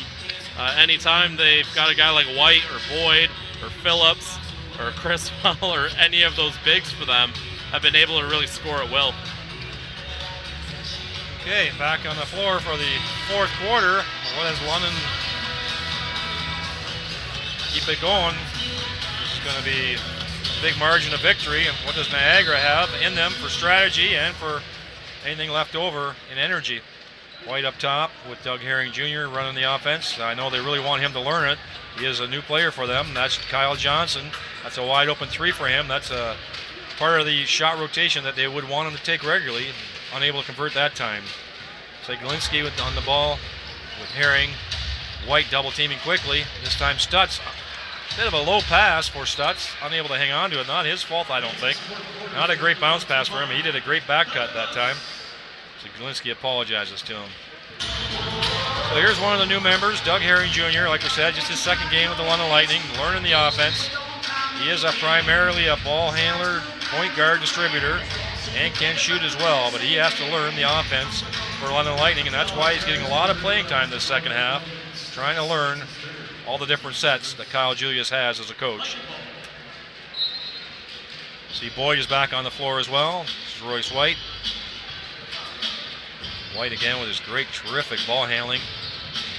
Again, going to bull his way up on top, trying to get the, I think that's going to be an offensive rebound over top of Stutz. Royce White trying to put his own putback in that time. He was actually probably too strong that time. He made his way to the hoop, no problem again. Okay. So Zaglinski up top with Herring guarding him again. White jumping out for the hedge. Slows. Chris Combs is back on the floor, I see, with Royce White guarding him and Marcus Lewis. So they got all their top players, best players on the court, due Niagara at this point in time. Another turnover for Niagara River Lions. That has really been their Achilles heel tonight. A lot of credit, of course, goes to the London Lightning for disrupting their offense and quick hands. Turnover by Marvin Singleton. First time we've seen him tonight. And Zaglinski does a run out. Easy layup that time. And making London pay for that turnover. Singleton again with the ball, giving the ball back to Harrington. Now London playing with only 11 tonight, of course, because Garrett Williamson is not playing. That's a long three. First shot attempt by Singleton. And again, another run out for London Lightning. And a high arcing shot off his left hand was Zaglinski looking for the foul, unable to get it. And again, the big shoulders from Royce White pushing the defensive players away from board. He's wondering, where is the foul? Like, yeah, I'm initiating contact, but I'm getting hammered as I go up. No foul call. Looks like the foul is called off the ball on the rebound. Bit of a sloppy game the last couple minutes here. It's sort of towards Niagara's advantage, actually. Down to 20 points. It was a 24-point lead. Royce White heading to the bench. This time we got Anderson, who was in foul trouble, back on the floor. Of course, he can shoot threes. Great ball handler as well. Herring recognizes double team coming up. This is Boyd, the high scorer for the game. Shooting quickly out to Singleton. Over to Anderson, over to Criswell. Able to do the step back, jump shot. That was a good ball move that time by London. That's what they've been doing most of the night. That was 3 or 4 passes for a nice look for the London Lightning and a conversion. Holding foul that time. I think what's impressive with London too is it's not any set lineup. It's not a specific unit that has that chemistry. It seems no matter who they throw on the floor, they're just clicking on all cylinders right now. Niagara ball up top. That's Bilal Ben. Nice little lob pass to Stutz, unable to hang on to, stripped by London, but followed up by Chris Commons. Getting back into the game, converting that 2-pointer. Still holding at 20 points here. Julian Boy, who has had a hot hand tonight. Bilal Ben with a big rebound underneath. Out-muscled Criswell that time for it. Bilal Ben taking a 3-point shot. Again, unable to convert with the 3. This is Criswell throwing the ball off the hoop, and Julian Boyd following for the garbage shot, I would say, or the hustle basket. Criswell looks hurt. It looks like Criswell sort of got bumped awkwardly on that layup. Oh, got up in a hurry, maybe though. Just got his wind knocked out of him for a second there. It looked like the bump came right in the middle of his chest, so maybe the wind got knocked out of him for a second. And he's coming back. That was a great hustle effort again by Julian Boyd. How many baskets has he picked up tonight? At least a half a dozen by just hustling underneath the boards, out muscling or out working those underneath, and that time outrunning Niagara back to the hoop and getting an easy 2 points. Well, his efficiency too. He's 12 of 20 shooting tonight. And usually when a guy shoots 20 shots, there's some questions about maybe the quality of them, but I don't think he's ever extended himself or taken any shots that he shouldn't. They've all been pretty good. I agree with that. Good shot selection, well set up by his teammates and his hustle. That's Linksey doing a step back on the big guy, Julian Boyd, unable to convert. This is Ryan Anderson bringing the ball up. A lot of great ball handlers for the London Lightning, I notice. Anderson, another one that can really put the ball on the floor. And this is Singleton going hard to the hoop. And he puts it in, and a quick basket by Doug Herring. Quick steal. And he puts it in and finishes. Niagara River Lions just shooting themselves in the foot now. Losing their focus a little bit there, I think, Niagara. If he gets this free throw, that's going to be 5 points that they really did not need to have happen. Yeah, Singleton slicing in. Unorthodox dribbling style, but definitely good finish. Then Herring with the quick steal on the inbounds pass. Gets hammered, makes the basket at the foul line. Back to 26 points. So a little bit of a run there by Niagara to get it down to 20, but unable to sustain it. Stutz with the rebound. Bringing the ball up. Trying to hand it off to his point guard. Zaglinski dribbling all over the place, trying to create something for his teammate. This is Stutz working hard underneath, trying to get to the hoop. He got hammered on his right arm. He's going down in pain in the far corner. I don't know if the defender was trying to swat the ball away. I think he got him right on the shoulder there where that hurts. So unfortunate for Niagara. Logan Stutz already. He's the guy they cannot afford to lose under any circumstance. The way he's holding his shoulder is definitely be one of those burner hits, you know, where you get really hit hard in that nerve on your shoulder and it just kills for a little while. But I don't know if there's any structural damage there. I don't think so. But anyway, he's out of the game, Stutz. He's really had to stop and go tonight, some because of substitution, some because of just the way it is. Nice little ball fake. A hard foul by Singleton, not willing to give up anything easy even in this runaway game. And if I were a coach, I would love that attitude from Singleton, who was getting his first playing time this game, not giving up the easy basket. Well, it's the same kind of attitude Kyle Julius had when he was a player here in NBL Canada. And I know with Singleton, he's one of those guys who, when they went into camp, they weren't necessarily expecting him to make the roster. He was more a guy who's come in to battle for that last spot. And he won that battle. He really earned his spot on the London Lightning and has performed well when given an opportunity to. Well, like we said, London is pretty deep, so he's a bit down in the depth charts. When he comes in, he has contributed. But even guys like A.J. Davis, who got cut from the Lightning, are now averaging double digits for the KW Titans. So, I mean, the guys even on the end of London's bench can still play. Now it's Phillips and Boyd working together as a tandem underneath. Down to 6 seconds of the shot clock. That's Anderson with a hand in his face. And I thought maybe a foul by Zaglinski. He buries that three. Well, they really haven't needed his shooting tonight. There was so much production from the front court tonight. But Anderson, that's a big weapon that he brings. This is Chris Commons again with a three, way outside.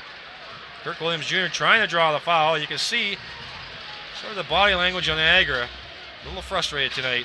Not much going their way. 100-72, a little over 7 minutes to play in this quarter. See if London sticks to the game plan with their offense. Nice ball swinging and wide open shot for Herring. Ball fake and to the hoop. And Williams, that's Phillips finishing that one. Just nothing working for the River Lions right now.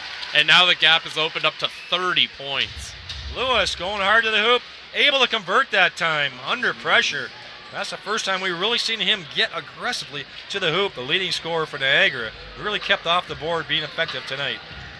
Julian Boyd setting a hard screen up top. That's Anderson working hard. He steps right back for a quick three. That's a nice rebound by Singleton, unable to hang on to it, but bounces off the Niagara player. Well, how about Ryan Anderson there? They're up by how many? By 28 points. And he's still diving on the floor and hitting the hardwood to get the ball there. I mean, this team doesn't ready quit. For the pass. Yeah. I love this attitude from him. I mean, I would not call him running up the score. I would never say that this is what's happening right now. In this kind of level, you got to keep playing hard. You got to earn your spot on the lineup. The coach puts you out there. He expects you to perform at 100% every time, no matter what the score is. And that's what Niagara should be doing too, even if they're down by 30. Niagara running the floor that time, an easy outlet pass that time. for Niagara. Should add, going on the whole depth thing, everyone on London has played tonight. Frederick Edmond is not in the game today. He will be back soon, though. So everyone on the London Lightning roster has played tonight. Doug Herring brings it back out. I like that. Griswold got the offensive rebound off the miss from Phillips. Brings the ball back out. And Doug Herring Jr. wants to set up the offense, whatever the coach is calling. There's Anderson with a little bit of a ball fake and a little drop pass to Phillips. Unable to hang on to it, but it got knocked out of his hands. 7 seconds left on the shot clock for London. But again, I like that maturity from Doug Herring Jr. Bringing the ball back out, setting up what the coach wants to work on. That time was for the newcomer, Phillips. And that nice little cut pass to Ryan Anderson. Defenders all turned their head. Nice little bounce pass. Again, I'm a big believer in the bounce pass. Takes away a lot of turnovers, a lot of hands in the way of passes. But it takes a lot of technique as well to do a good bounce pass. Foul off the ball on the ball that time on London. So Lewis is still in the game with Commons and Kirk Williams Jr. and Ben, and then Tyshawn Patterson back on the floor as well. They've gone small again to have Niagara. A little bounce pass underneath. Stepping in with Singleton, knocking down the much bigger guy, Chris Commons, and he goes to the hoop. This bounces a little too hard, but look at him hustling back. But Ben with the easy outlet again. Herring, the ball underneath, back with Anderson. 2 quick baskets by Niagara. It's on the long passes there. It's sort of hard to keep your concentration sometimes for London, I think, on those turnovers, but they need to keep up their work ethic. Ball in the corner to Singleton. He's going to take a much smaller player, Tyshawn Patterson, down. Unable to hang on. Ball bounces off his hip. That was the right idea to back the defender down, though. Just maybe taking a little too long time that time. Timeout here. 104-78. Doing the math here. 22 plus 4. That's 26 points that I see for the London Lightning. Yeah, it's been a pretty pretty big game for the London Lightning, and not quite as big for the Niagara River Lions. Well, tonight, London really came out firing on all cylinders. And I mean, they're executing on offense. They're passing the ball. They're offensive rebounding, shooting well. They stuck with their hot hand in the first quarter and part of the second quarter with Julian Boyd.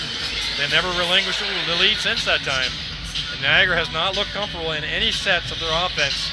The coach has tried all kinds of tricks, gone big, gone small, and nothing has worked so far for Niagara River Lions. Well, even in terms of point production, looking at how many points each team has scored in each quarter, London's worst scoring quarter is still better than Niagara's best scoring quarter right now.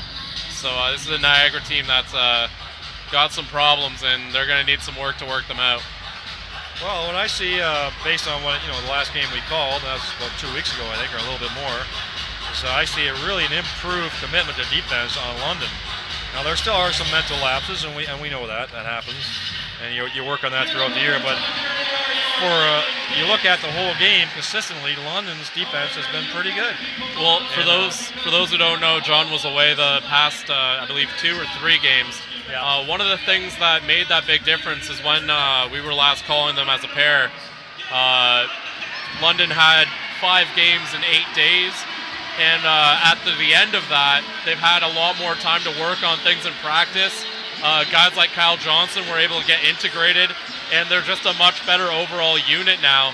And even guys like Herring Jr. and Phillips have fit in so quickly. And it really speaks to the team as a whole that they're able to have a performance like this. Kirk Williams Jr. up top, got his feet set that time, and a tip in that time by Russ Connolly. I like Connolly's game. I know he hasn't played a whole lot tonight, but when he's been out, he's been effective. He's a big body, seems to be a steady player, and he has one of the few threes that they have made tonight. It's Anderson into the corner to Singleton, giving him a green light to also shoot the ball. Griswold trying to steal the ball off of Ben. This is Kirk Williams Jr. in the corner to Tyshawn Patterson. He's quick with the ball, we know that. Singleton's guarding him. That's quite a mismatch. Good rotation that time by Criswell. Can he keep him pinned underneath? He does. Shoots the ball out to Bilal Ben. Great rotation there on defense by Anderson. Ball in the corner, Tyshawn Prince. Singleton rotates over and creates the shot clock violation. I thought great rotation. That's why I was calling it. I was trying to keep track of how many London players rotated on defense that time and helped out their player when they needed to. And what I saw was a great commitment to defense that time, resulting in that shot clock violation. You know, with Niagara, they've got so many moving parts on offense right now. I almost wonder if a guy like Russ Conley is kind of the prototype for what they should be doing right now. Just simple, straightforward, get the ball and try and put it in the basket. I feel like they could use a little bit more of that, just like that from below Ben. Yeah, straight to the hoop, little head fake, and away you went. Like I said, it's 4 minutes left in the game. And you got a 26, 27-point lead. It's hard to keep your concentration sometimes. So I know the coach wants to see it. He wants them to stay in their patterns of offense. Criswell that time, nice high off the hoop. Couple passes by London, and he's got a wide open lane to the hoop. Good finish. Keep it simple, I think, is right, Chris. I absolutely agree with that.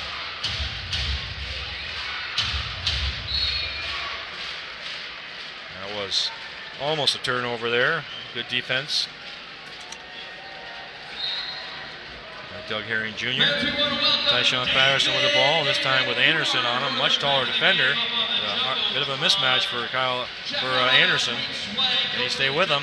Nice rotation back to Williams. That's a wide open three. Finally, they make one of those threes that they've been trying so hard to do this game. Yeah, it gives them 6 of 29 shooting from three-point land. It's not that they can't make the threes, but tonight they have not been able to convert. Great crossover dribble. Whoa! Marvin Phillips. Oh, you got to remember, he's a big guy. He's not a point guard. That was terrific. So Williams leading the break to Anderson. Dump off pass at Criswell, just trying to be a little too unselfish. That time it looked like. London back on defense. Kirk Williams Jr. running hard, throwing it to the corner. Lots of time. And Lewis unable to convert, and that's Conley, but blocked that time by London. And Conley with the offensive board. Singleton didn't keep his head up. Lewis hustling hard, trying to get the ball. That's an early foul by Phillips. Should be calling that on the pass. Want to show up right now our latest swag. Well, that was quite a dunk by Marvin Phillips, wasn't it? Great crossover dribble. I thought he was a little too far away from the hoop when he took off, but he wasn't. Well, that was a very familiar play for London Lightning fans. Again, Marvin Phillips. He's quietly had a huge game. He's got 19 points in the game to go along with 4 rebounds. So again, we haven't said his name a whole ton, but he's been very quietly effective in this game. Not the loud, big-time buckets we're used to seeing, but, you know, just a more mature game from Marvin Phillips tonight. Well, you have a point spread like this, everybody feels a little more comfortable and relaxed in offense as well, I think. So River Lions taking a timeout late in the game here with 2 minutes to go, 108-85, so that point spread never really has dropped off. London Lightning keeping up the pace of the offense. Like we said, they are the highest scoring offense in the league at 112. They're not far off of that right now. They're holding their opponents, just over 100 points. So tonight, if they can play defense for the last 2 minutes, they should be able to keep their teammate, the other team, lower than that. Their defense is 103, usually, which is now 3rd in the league. So what kind of takeaway is Niagara going to be taking tonight? It's tough, I think, when you lose like this. It's a good team that has played well tonight. We'll give London full credit. They played really well. Looks like Niagara really never got started. And to me, I see Logan Stutz there holding, looks like an ice towel or a towel over his shoulder there. Or sling maybe, I'm not sure. Hopefully he's not seriously hurt. But they sort of need to go back to the drawing board in offense from what I can see. They have to treat this like a teaching experience. I know no one likes to hear that, but if you're the Niagara River Lions, you can't let this be you have to make this the low point. You can't have anything else become lower than this. This is not a great game for them. Well, they did have a lot of time, mind you, between games, and I'm sure that led to the slow start. And, once you get that momentum going against you, it's really hard to fix that. And it's not entirely the problem. I mean, there's been a lot more problems than just that, but, it doesn't help when you have that working against you from the start of the game. That's Russ Conley with a crossover dribble, baseline drive, the big, and he draws a foul. I'm like, okay, I didn't know you had that in you. Good for you. I don't think they called a shooting foul, but they are over the limit, so Russ Conley's going to go to the line. Yep, exactly. Yeah, from what we've seen, I have liked Conley. I liked his effort, and I like what he brings to the game tonight. Missed the first foul shot there. But we are looking at the stats for the divisions as well. We know London was 8-3. Niagara was in second place. They were only 4-5, below 500. And so currently London is the strongest team definitely in the conference. The other teams are really sort of splitting the games, keeping themselves at 500. And somebody needs to step up from this division and improve over time. That time, Tyshawn Patterson gets bumped, driving the lane, able to finish it. He's going for the old-fashioned three.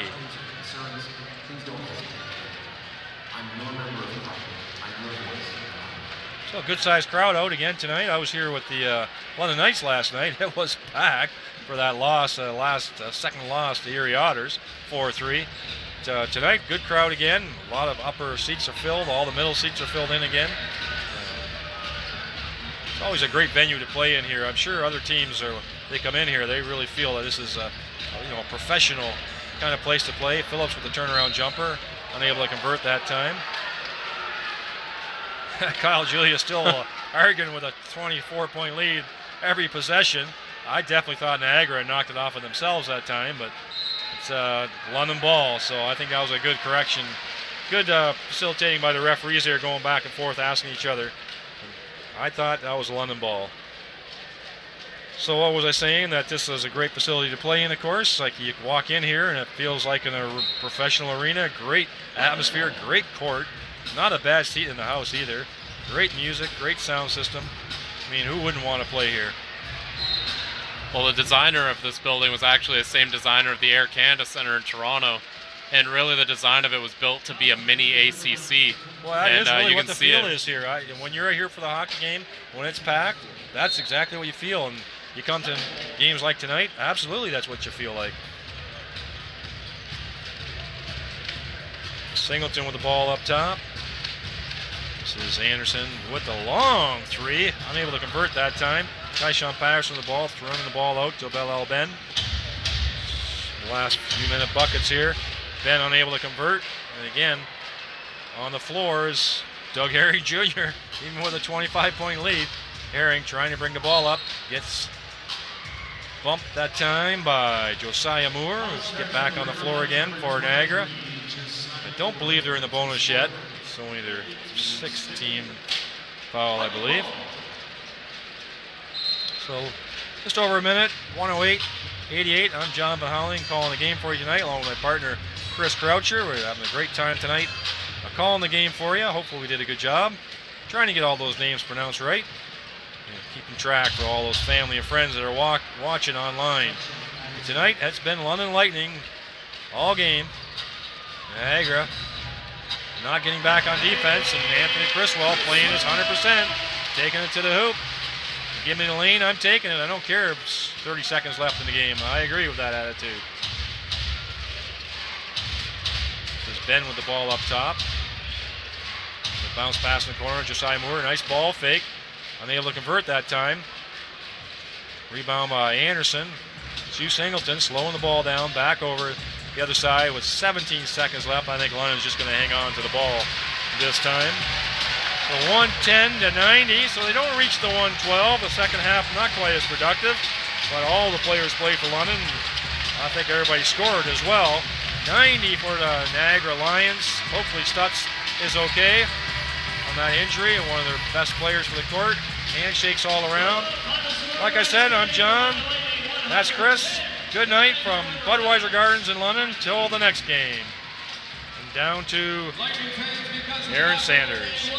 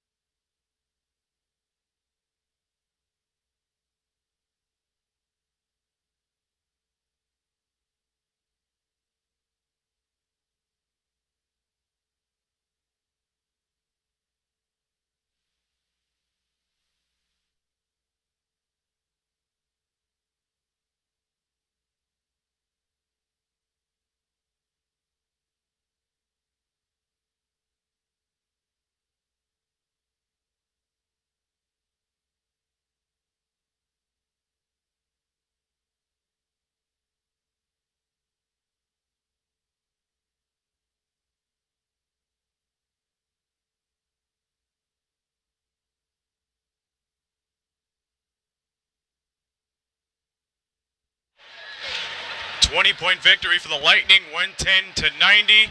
It was that fast first half that really started the whole trend and everything else. And believe me, folks, this game and this crowd was as loud as my jacket. But enough about that. We go to the Knockstrom postgame. Aaron Sanders back with you once again.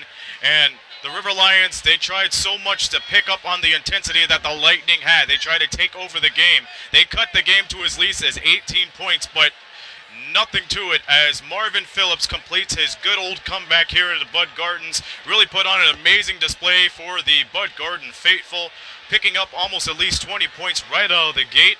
But Royce White did a little bit of that damage too, along with Julian Boyd. He's the game's leading scorer, absolutely. Chris Commons and the River Lions, once again, they did all they had to do. Off-ball rotation really worked for them, but the problem was they trailed too early, and unfortunately it was too little, too late. But still, give credit to Bilal Ben, number 1, Marcus Lewis, number 2, keeping the trend in for Niagara, staying inside on the defense and really coming out over. But the London Lightning, they eased up a little bit on the full court pressure because they knew that lead was pretty much expanding right to the point where it was a point of no return.